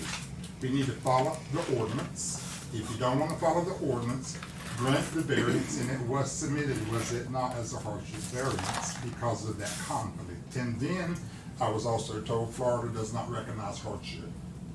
Appreciate the time. Thank you. Unless there's any other questions from the council. Can I say something? Go ahead. You know, John, you ask us to not roll our eyes and not shake our head and not do that stuff. I think we can expect that from you guys. Yeah, I didn't make any comments and I didn't come here, I don't have any opinion about it. But you're angry and you're angry at the people that are apparently not in your opinion. And if you're gonna ask us to do that, I think you ought to abide by it. I need to clarify one thing with the city attorney. I need to clarify quasi-judicial. Is this quasi-judicial? No, it is not. Even though it's a There's- recommended variance? This is not a, this is not a Well, let me address position. it. No, hold on, you Yeah, asked go a ahead. question, I'm gonna answer it. A quasi-judicial procedure is when the city is acting as a party appearing before itself largely. In this particular instance, that's not what's occurring. Okay. What's occurring is the approval or disapproval of a variance. This isn't a judicial setting where there's witnesses called or things of that nature. Okay. With that said, let me address Mr. Ward. Chief Mosley, do you see a traffic concern to the Monticello Police Department? On every funeral, we are there within the city limits. And we handle all the funerals inside the city limits. And on Saturdays and all, I come out pretty well on every funeral. And I stop the traffic to get the family and all out, and we go. And again, 0 in a year and a half. Ms. Hagan, Yes, sir. usually when you have funerals, your family, you pick the family, they go to the church or wherever you're gonna have it, it's a gravesite, right? No one come? 99.1, we picked the family up Mhm. at their house. Right, that's what I'm saying. Yes. And you go to the church Yes, or the sir. grave. Yes, So sir. nothing happens over there. For the past 15 years, that's what I've been seeing. Okay. Okay. Anything else? I pretty much said my piece about what I think I see this variance as. I think there's another member of the public. Yeah, go ahead. Bashir? My name's Fred Bashirs. I own the land across the street at 385 South Jefferson. First, I want to say congratulations to the chief there. He does a good job, and his thing tonight was well deserved. Okay, leadership is a painful process. Sometimes as issues get complicated as leaders, you have a lot of decisions to make. It's good for everyone and not just for a few. All facts had to be examined and common sense prevailed. Common sense applied. Tonight's issue has been going on for 6 or 7 months. A lot of facts and rules and ordinances had to be considered after a list. I could list all these tonight, but I'm not going to. I'm giving my high-level talk on this tonight. What's evidence to me is that there's not been enough due diligence, and you mentioned due diligence on this thing to start with, and just no homework. And my dad always told me, always do your homework before you start. I wondered about that after this thing been going on and listened to all the variances and parking problems and this, that. Now, then in the beginning, this process, there was a petition given to this group of 25 people, neighbors, against the parts of this project. Okay, so I would suggest to you today that if we did another petition, those same 25 would sign again, and probably more. So what that would make is 25 against it and 1 for it. I'm talking about just the neighbors, and that's the ones I think are most important, is the neighbors. So the vote would be 25 to 1. Since the beginning of this project, my concern has been parking and traffic. I know the chief and his gang does a great job, but I don't know how many funerals we have. And it's also been brought to my attention that there will be inconveniences for people. I think everybody in this room knows there's going to be some inconveniences.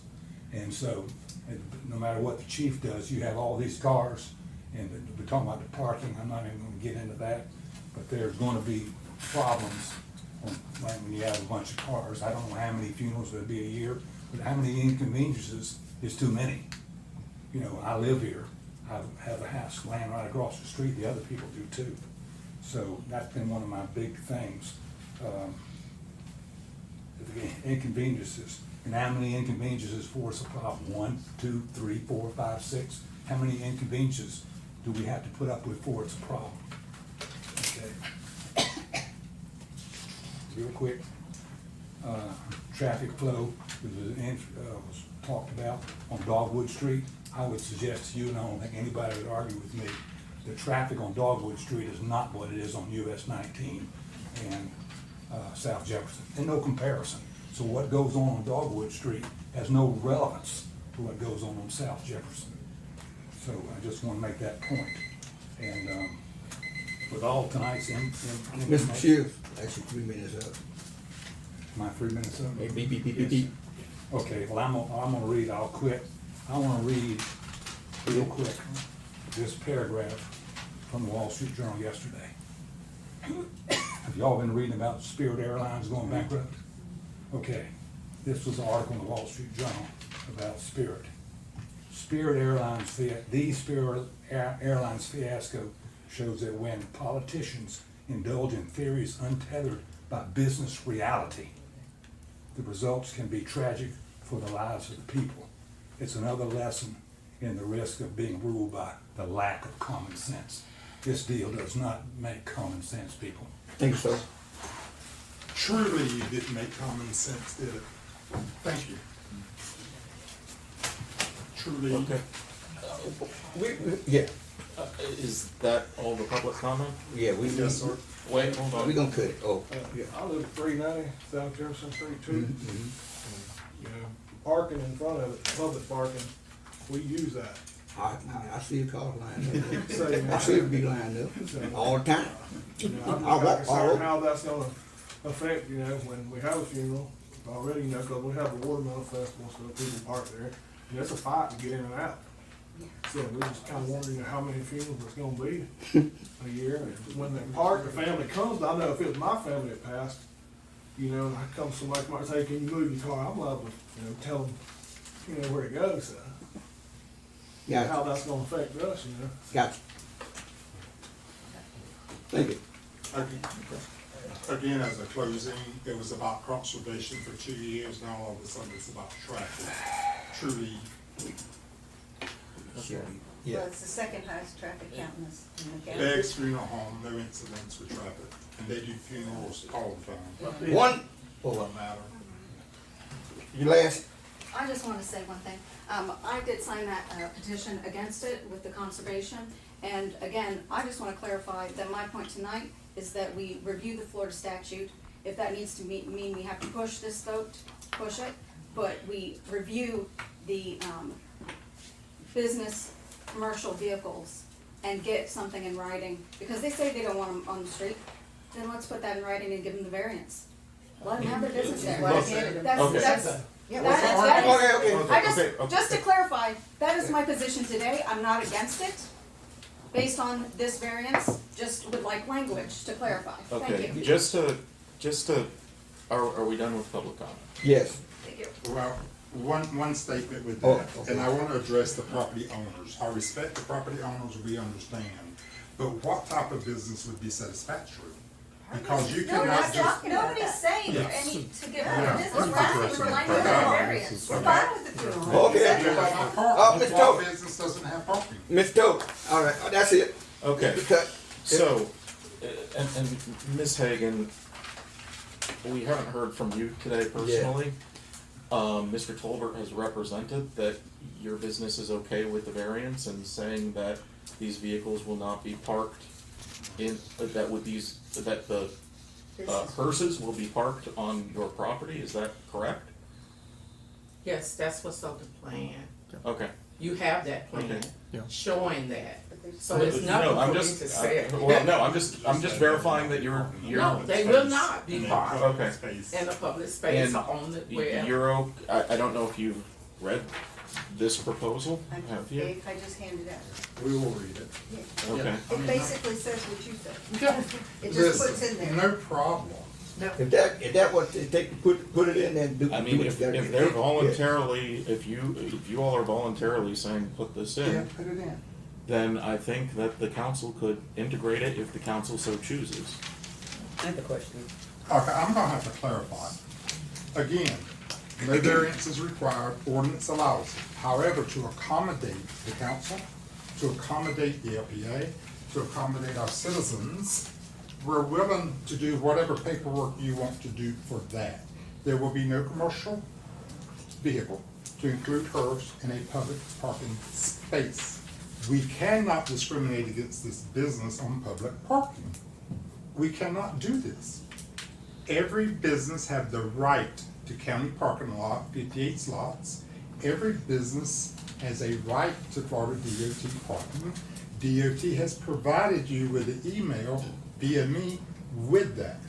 You cannot restrict this parking to a business or that will be deemed discrimination. We cannot afford another lawsuit, City of Monticello, and you know what I'm talking about, okay? We just can't do it.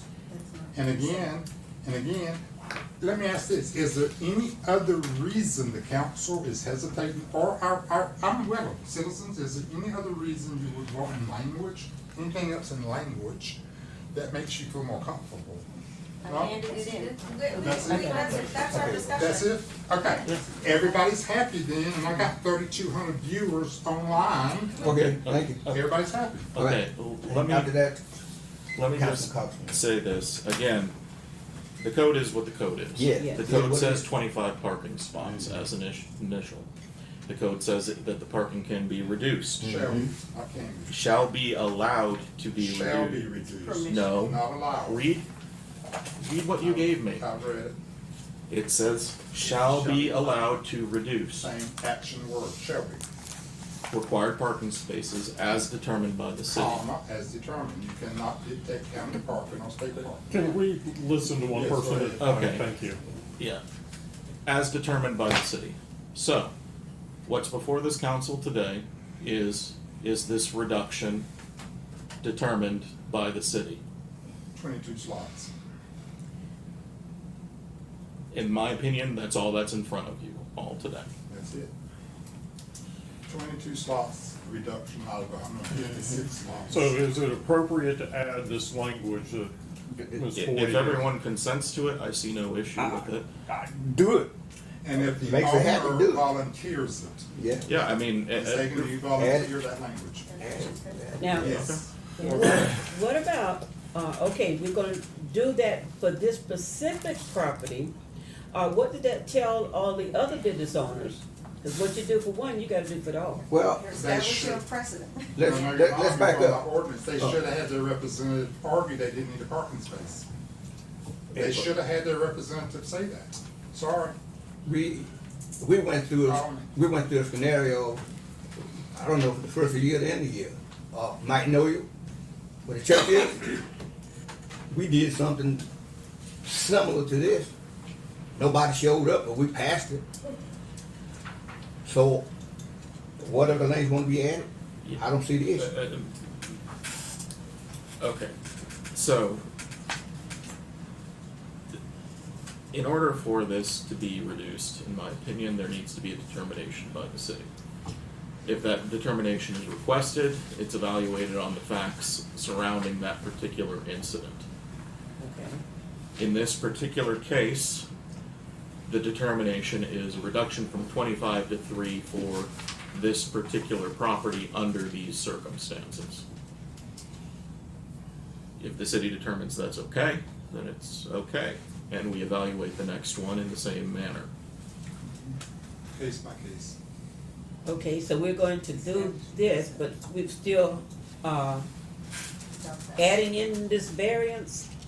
Well, I mean, the petitioning party for the variance said they are okay with the language, I suppose, of the permit shall exclude from the variance the right to park vehicles owned by the business or the owners of the business in the shared public parking spaces. Okay, we have other businesses on the street. Yeah, that means it applies to me too, Well, this is a variance for this for business. that property. This is not something where we can make a determination for all the businesses along that street. However, it's worth considering if other businesses come in front of the council. So in general, FDOT does not allow prolonged parking of Right. commercial vehicles Right. in public spaces anyway. Yeah. Okay. So if it were there for a prolonged period, it would be subject to citation. Okay, so we don't need this. Well, Yeah, it's everyone corporate language. everyone consented to it. Yeah. It's sort of up to y'all. All right, I'm All talking. problems are solved. Yeah. Conservation solved, property This, commercial solved, this, it's all yeah. solved. Okay. Okay. When you make the motion. So, roll call. no, Whoa, wait. Oh. What you is it time for us to speak? No, I'm just saying, you finished with yours? Yes. Now I lost a train of thought because I was going. Oh, let me make it clear. Go ahead. If you're looking at me, if I make some kind of expression, maybe I'm ooh and ah because what I'm hearing is not being disrespected. That's just John Jones. That's my action, my reaction. I'm not here to, I've been in this business 26 years right here. And I believe in being fair to everybody. And so if I look cross-eyed and look stupid, then that's my reaction to something stupid that I'm expressing it, okay? And nothing against you. So disregard my looks or my face or whatever. I'm still the real John Jones. And I voted for you, and I'll vote for you. Praise the Lord. Hallelujah. Thank you, Jack. What if I All right, so. Okay, so what I would propose, just to bring us all back to center here. Yeah. And Councilman Richard. Yes. Well, what I'm about to say has probably been repeated and repeated, but the code does allow for reduction in parking by the council. And we did approve 25 spaces down to 12. What's before you today is a 25 parking spaces down to 3. The argument for the rest of the spaces is that they'll be on South Jefferson, and it was pointed out, open up your doors, cars go by, this is where trucks, semis go by all the time. And I don't see justification for further reduction, period. There are no crosswalks there, which creates a pedestrian hazard. There are violations all over town, so why are we willingly creating more potential violations? You can't rely on the county parking lot. It could be sold. I mean, I'm looking at the big picture here. Down the road, it could be sold, could be a building put there, whatever. Unlikely, but it could happen. And like we've mentioned, there are more than 3 vehicles at the funeral home. And I think we've cleared up where they could be parked.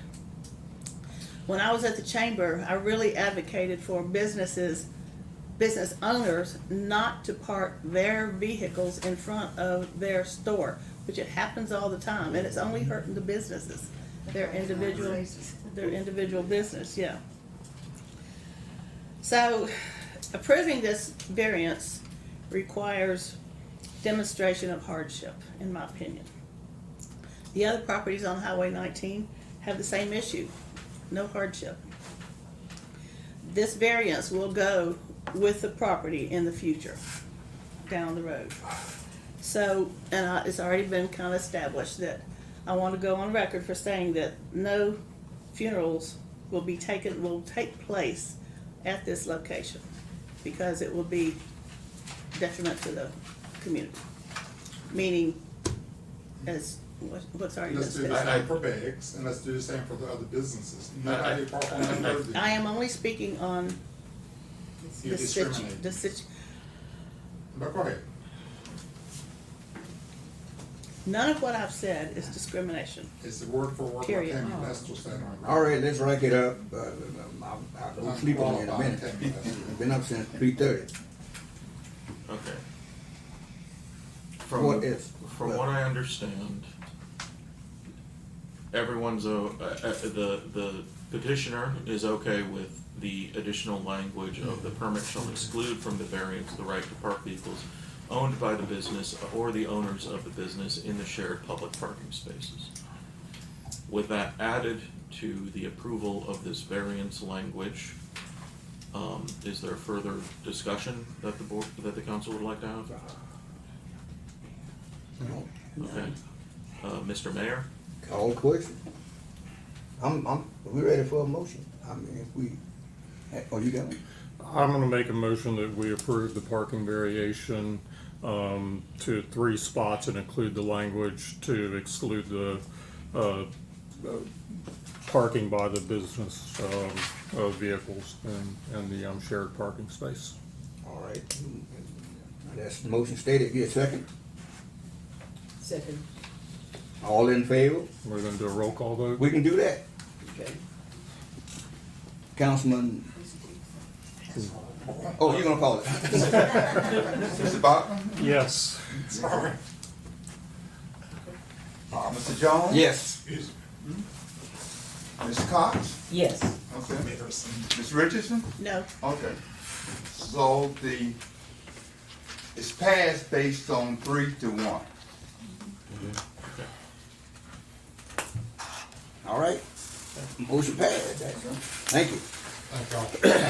Thank you. Congratulations, Hagan. Hey, it's been working on that since before Bruce passed away, man. 6 years going on. Congratulations. Good God.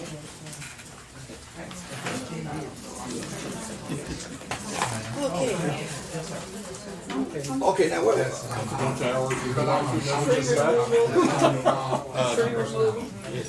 Mr. Mayor, can we have some order? Hey, hello. We're still in session. If you're easing out, drive on with that.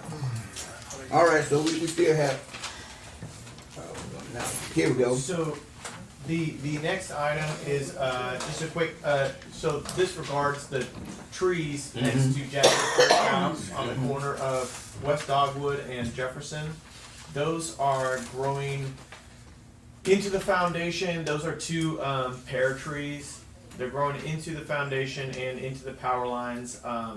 And so I would like the council's opinion on this. What I would like to do is, and we had an arborist come and give us our opinion about what it's doing with the foundation too. I would like to remove those two trees to open up that, for one, to repair that sidewalk right there where there's a big bump that's hard for anybody in a wheelchair or with a walker, any sort of disability to get over.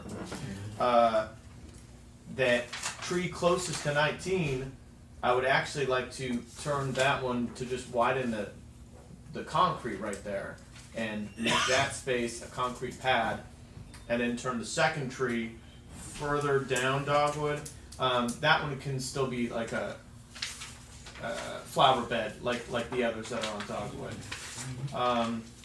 We're still trying to get estimates. The concrete work would not be that significant. Our own public works can remove the trees and the stumps.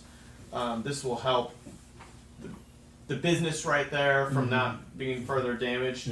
We can fix the sidewalk before the Watermelon Festival kicks off, and we can just open up that space so it's more traffic by pedestrians. That's Dogwood. Where's Dogwood? This is West Dogwood and 19. So when you're turning down the one way at Jackie's Brick House, heading east, you pass by two. It's a very tight space where you have two pear trees. Sometimes they look nice, and sometimes they just look kind of ragged. And so I would like to remove both of those. All right. Okay. What's the place? What's the place of the council? But if the tree is a public safety, do we really have to get the council approval just to remove those trees? Well, I don't want to go cut down trees. I understand because I know every month you get a list of or whatever, yes, sir. but I'm just saying to the council, this is kind of getting down. I think this is more of a whether there's any opposition. Yeah, because that would be my plan to make it better, and I think it's a good idea. And that's the same side, Councilman, was that 2008? We did the north side and we ran out of money, we did the south side. Yeah, and the south side, I can fix up the concrete right there at the front, and the rest of it is still all right. You can walk on in, and that can be a project down the line. But we can do this now and just prepare it for Watermelon Festival and the other events. Okay. Okay, thank you. The next is the city council needs to appoint an auditor selection committee. We just want you to think about committee members, because we're going to need to put together a selection committee, because we'll be putting out the RFP to get our new auditors, whether we continue with James Moore or choose somebody else. Right. But yeah, so I sent you the email about that. So just think about who you might want to put on that committee. Okay. Well, to expedite that, since we're late, can we just, if You can council, you have to have at least 3 members. right, You have to have 3. You only need 1 council member. And you can appoint 1 council member tonight, and that council member can get together and get the committee and get it started. You see? And basically, we as a staff members cannot participate on the audit committee, but you can appoint us to do the, as technical advisors and do the negotiations with the auditor. Now, our next audit that needs to start right now, that one's already gonna go, this committee does not need to, this is for the next. This is for the audit for 25, 26. Okay. Yeah. So the mayor, you could appoint someone can volunteer. Volunteer? I don't want to appoint. We in the new age on here. We ain't back to fighting. So we got drafted. Now, if anyone want to do it, if you don't, I'll shoot a plug.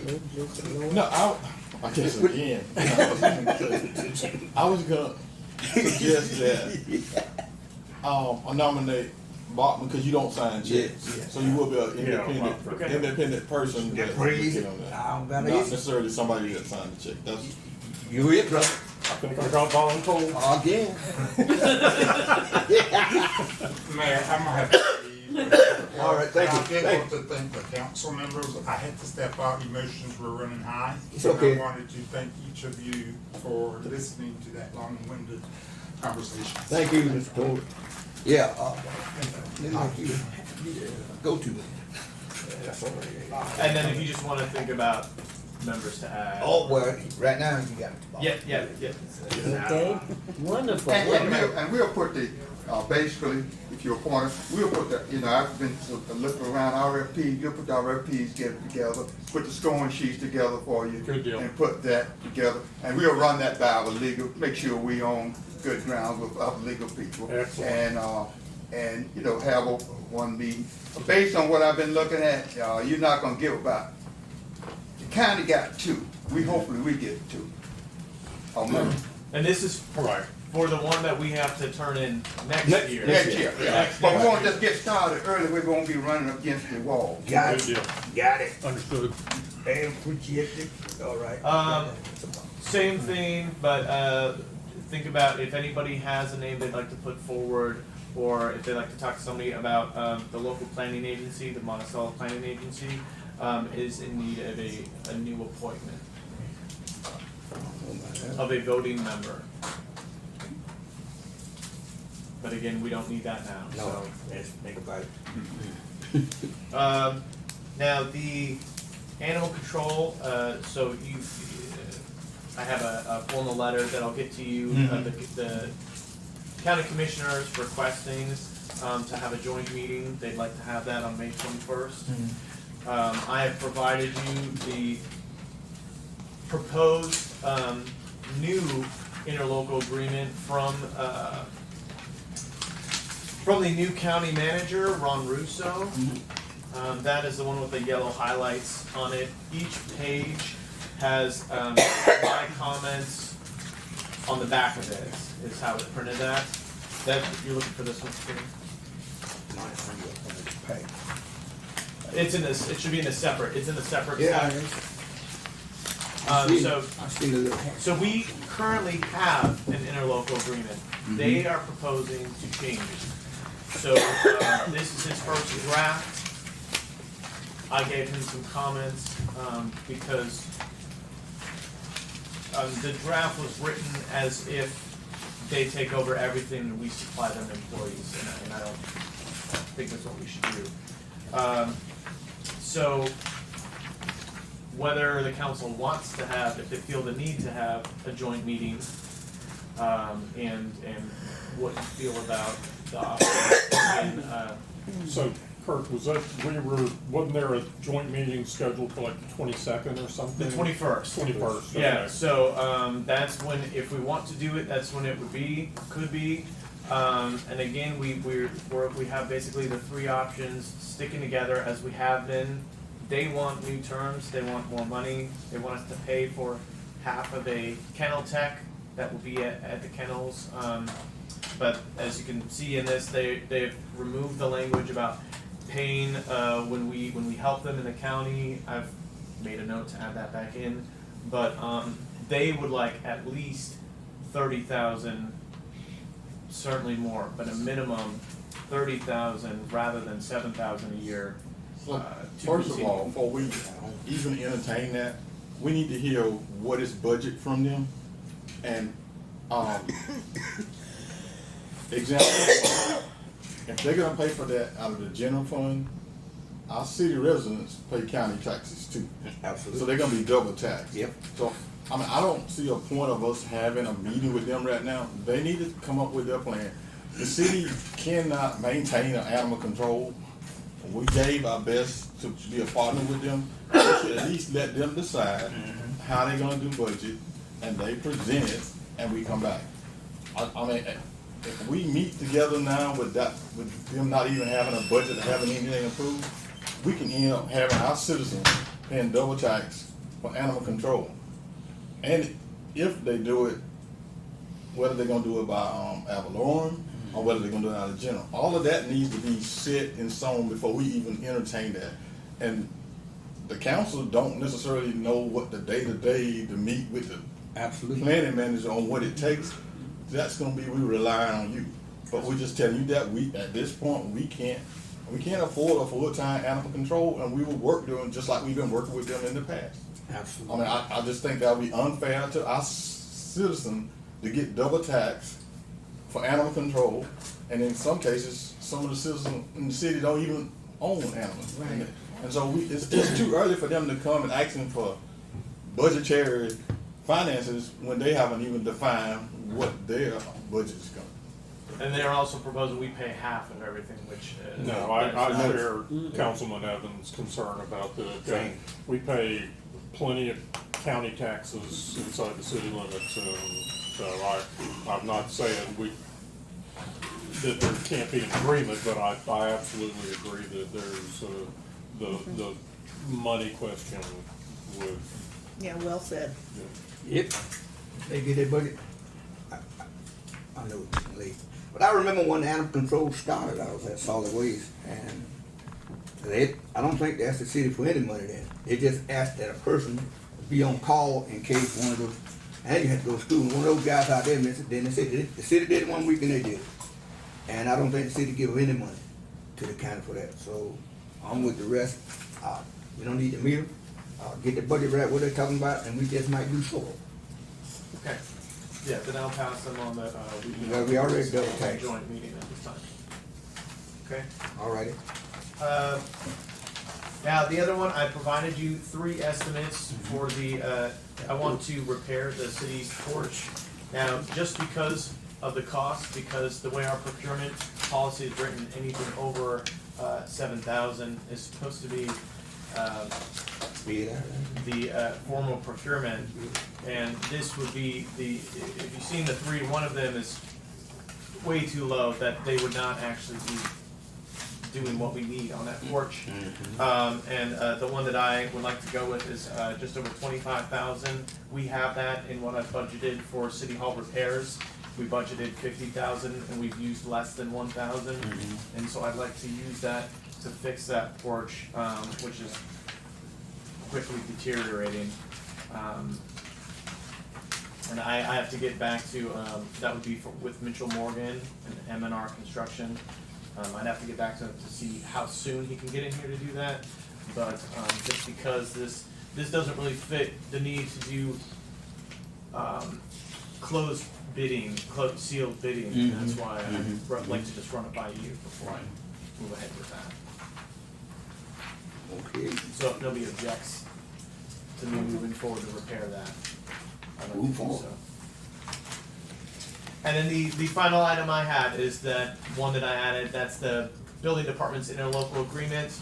You approved that previously. They had some edits, so I just wanted to put it back in front of you so you could approve it again, just because it requires your signature, Mayor. I reviewed it again.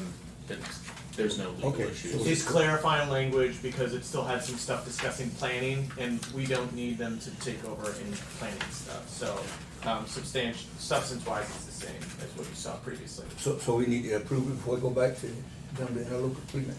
Is that, or you just sign it and take it? I need your signature. Oh, yeah. I just wanted you to see it, everybody, but it is the same. Yeah, functionally, I question whether it requires an additional vote. Right, Frank, right. with you, because it was already approved. Already approved, okay. And the language removed is not, it's not substantive, frankly, because we weren't gonna have to do that anyways. Yeah. So, Yeah, it was just, they were confused. it was really a small Scrivener's error. Okay, got it. Done. Anything else? That's all I had on the agenda. All right. We can move on to. All right, item 8. Attorney, you have anything? No. I do not. Yo, we had, Yeah, I got nothing bad. We had a pretty busy month this past month, and one of the things we conducted Operation Strap and Snap, which we was around the courthouse, letting people know, strap your seatbelt up, put your cell phones and all down. And in that operation, we issued 103 warnings. 2 arrests were made and 1 notice to appear was given. And then the second operation we conducted was Operation Safe Streets. And in that, we had 62 warnings issued, 1 speeding citation issued, and 1 child restraint was issued. Also, this past month, we partnered up with the Florida Department of Law Enforcement and Jefferson County Sheriff's Office, and we went around checking the sexual offenders that were residing in the city of Monticello. And if I'm not mistaken, we arrested 3 people for violations. So, but everything else is in my executive summary. Were there any injuries in the crashes at the Dollar Generals? I don't think, well, None were reported. none that we were noted. And also after that first operation around the courthouse, that was Saturday night, there was a vehicle speeding into Monticello at a high rate of speed, hit a tree around the courthouse, flipped the truck over. But the subject was taken to the hospital and then placed under arrest. So, and they had something at the Opera House. So, the operations around the courthouse actually got people to think about, it sent a broader message about that courthouse circle, you know, slow down, slow down. All right. Outstanding. I see you on deck. Did you have a report? He said he. Okay. The only thing I had is a lot of people have been asking about the buzzards in their yards. So I've been clarifying that for some people. I've called FWC and made some calls to USDA. These are federally protected. We're in a migration path. They're good for the environment because they clean up and dead things. Now, what people can do is what's called hazing and harassing. They can scare them off. They can spray with their hose. They can put a sprinkler on, get scarecrows. These are what FWC suggests. And just to be fair, this is at the risk of the people who are spraying down. Correct. We are not going to go trap them. If any trapping, harming, removing requires permits from FWC and the USDA. If these things the FWC suggests do not work, people should contact the Gainesville USDA office or the Thomasville office is closer, but they're Georgia. They would be the next step to do anything about the buzzards. Gospel music run them away. Yeah, no. That's all you say. Yeah, gospel music. And you put it in the speaker. Got to go. That doesn't say much for the quality. Wow. Okay. Oh, I guess they run it from the Lord. Okay. No comments. All right. Here we go. Nothing. I have a couple of things that I want to just make mention of. You know, it's getting warm now and the bushes are, you know, there. We've got a lot of bushes and we still have a great number of abandoned houses that need to be checked. And sometimes there are actually someone living there. Squatters. Yes, so we need to make a check if they need repairing or torn down. We need to go ahead and make some action. Also, if there are a lot of abandoned vehicles. So that's a nice place for buzzards. And our city planner, Quinn Atkinson, and our intern, CJ, they've been going around recently and they are getting on the nuisance properties, dilapidated dwellings, and vehicles that have been parked for extended periods of time. Have you guys hit the southeast quadrant yet? Yeah, I think so. Downtown Monticello. South. Because I get jacked up all the time. I wasn't gonna say it, but you brought it up. If you just ride through and you see some of the restaurants, you should just make note of them, get the address, and then I guess you go find out because if you go another one there on that street, you probably fall in on it. And there's some that residents not there anymore, and I knew they had some, but I don't know if they're still on the books. So just ride through and make a note. When you're on the southeast quadrant, we got a bunch of them over there. Believe me, they Yo-yo my arm up every time you see me. Okay. And in the next week after the rain, Mhm. we're going to be tearing into South 19 again near Dollar General. Trying to, we've had DOT out there. Right. There's a leak problem, so just be ready for that. They will be repaving that the next year or two. Let me go. I mean, you can go in order. And then Councilman, then because you just made me thought of something. I've got And then nothing we'll left to move on. add to tonight. Yeah. All right. Well, I got two. One thing is, I still coming of the Duke project. I think we need to expedite that, and now is the time so we can have that as one of our items when come time for the budget. I know they late in Tallahassee, but by the time we get our information together, it'll be fall, and at least we'll have one topic ready for that. So on that, I apologize, forgot. I did get an update. We just spoke to them recently. Now, they got hung up by their environmental reviews from their own corporate rules that they have. They then they had to find a way to fund that because we were not. They figured that out. Now, what he's anticipating is, in reality, really a fourth quarter is when, like the actual fourth. So October, November, December, of when they think the actual sale could take place. Now that helps us put it in our new budget, which now we can actually plan for it. But I'm saying be prepared as when the legislators come in the fall and ask us what we are in need of. Yes, sir. We need to have everything almost like a ready shovel project that we can present as one topic. Yes. So I don't know if we'll be able to make it with that deadline they're pushing though. But for the appropriations money, I don't know if we'll make it. Well, let's just try. I know. I'm gonna work on it. Yes, Okay. We'll be trying for that in Mulberry Street. Well, that should be our number one priority. The other thing I want to bring up is there used to be a third person in here. I mean, we need an organization chart for the inner office between the clerk and the city manager. But there used to be a third person. That position, what happened to that position? Shouldn't that kind of be in there where we can bring somebody in now versus waiting until the beginning of next year so we can add some more knowledge in here? So we have come across a couple different versions of the organizational chart, and myself and the clerk are working on that and exactly what we would have their functions be. But we need to find that position to get somebody in now and not wait till the new budget come in, because the more flexible we have, the better. And if that position was there, it should still be somewhere on that org chart. I mean, you can continue to work on the organization and how you want to do it in the future, but I'm just saying, I thought there was another position in City Hall. There was, yeah. Yeah, I saw some administrative system and those type position that was out there. Yes. Right.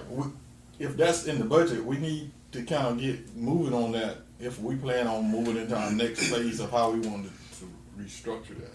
I mean, not wait till the end of next year. And the other thing is, I do want to thank the chief and his staff and city manager for the food drive. I mean, we do it every other month, and chief and his men can attest that it is well needed in the community, and so we just thank the city for the support. Amen. And that was it. Time well spent. Mulberry Street, that pole cross, is that part of that drainage system? Why it's still, I thought we had budgeted some money that supposed to be paved down all the way around to 19. So we submitted for legislative appropriations, and we were denied. Kimley Horn estimated, and they came up with a scope of work, just over $1.2 million to fix all, because the street has to be completely torn up. The box culvert has to be replaced because it's separated. Now, part of the work is done because of the gentleman that owns Maryland Fried Chicken. He piped in and covered that area. That helps that church property from flooding. So we still have to figure out that and then repaving. So it's on Scott. I doubt we'll get that because there's only $9 million for the whole state. Oh yeah, man. But I will try again for legislative appropriation. But otherwise we'd be looking at, we need to find a way to fund that 1.2 million. But yes, that's what the poles are there Okay, for. yeah, that's what I'm gonna Because ask the road is collapsing Yeah. more, so we're putting Absolutely. cones in those Yeah. individual holes. Okay. All right, that seems like it winded up and I didn't go to sleep. Well, no, I didn't know if you'd done comments for everybody else. Anybody else before the gavel here? I appreciate it. And if you see me looking, ooh and ah, I mean, listen, I've been around a long time, so that's why I be oozing and ahs, and I don't mean to be offending anybody. But that's just John Jones, all right? Not against anybody. We don't make faces, Mr. Jones. I don't got no enemies, my friends just don't love me.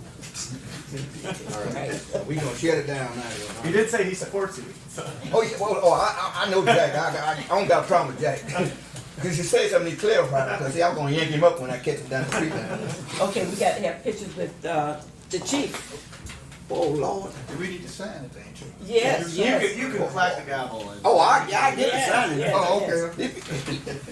Boom! Thank you very much. Show up again. I don't think we'll last this long. We normally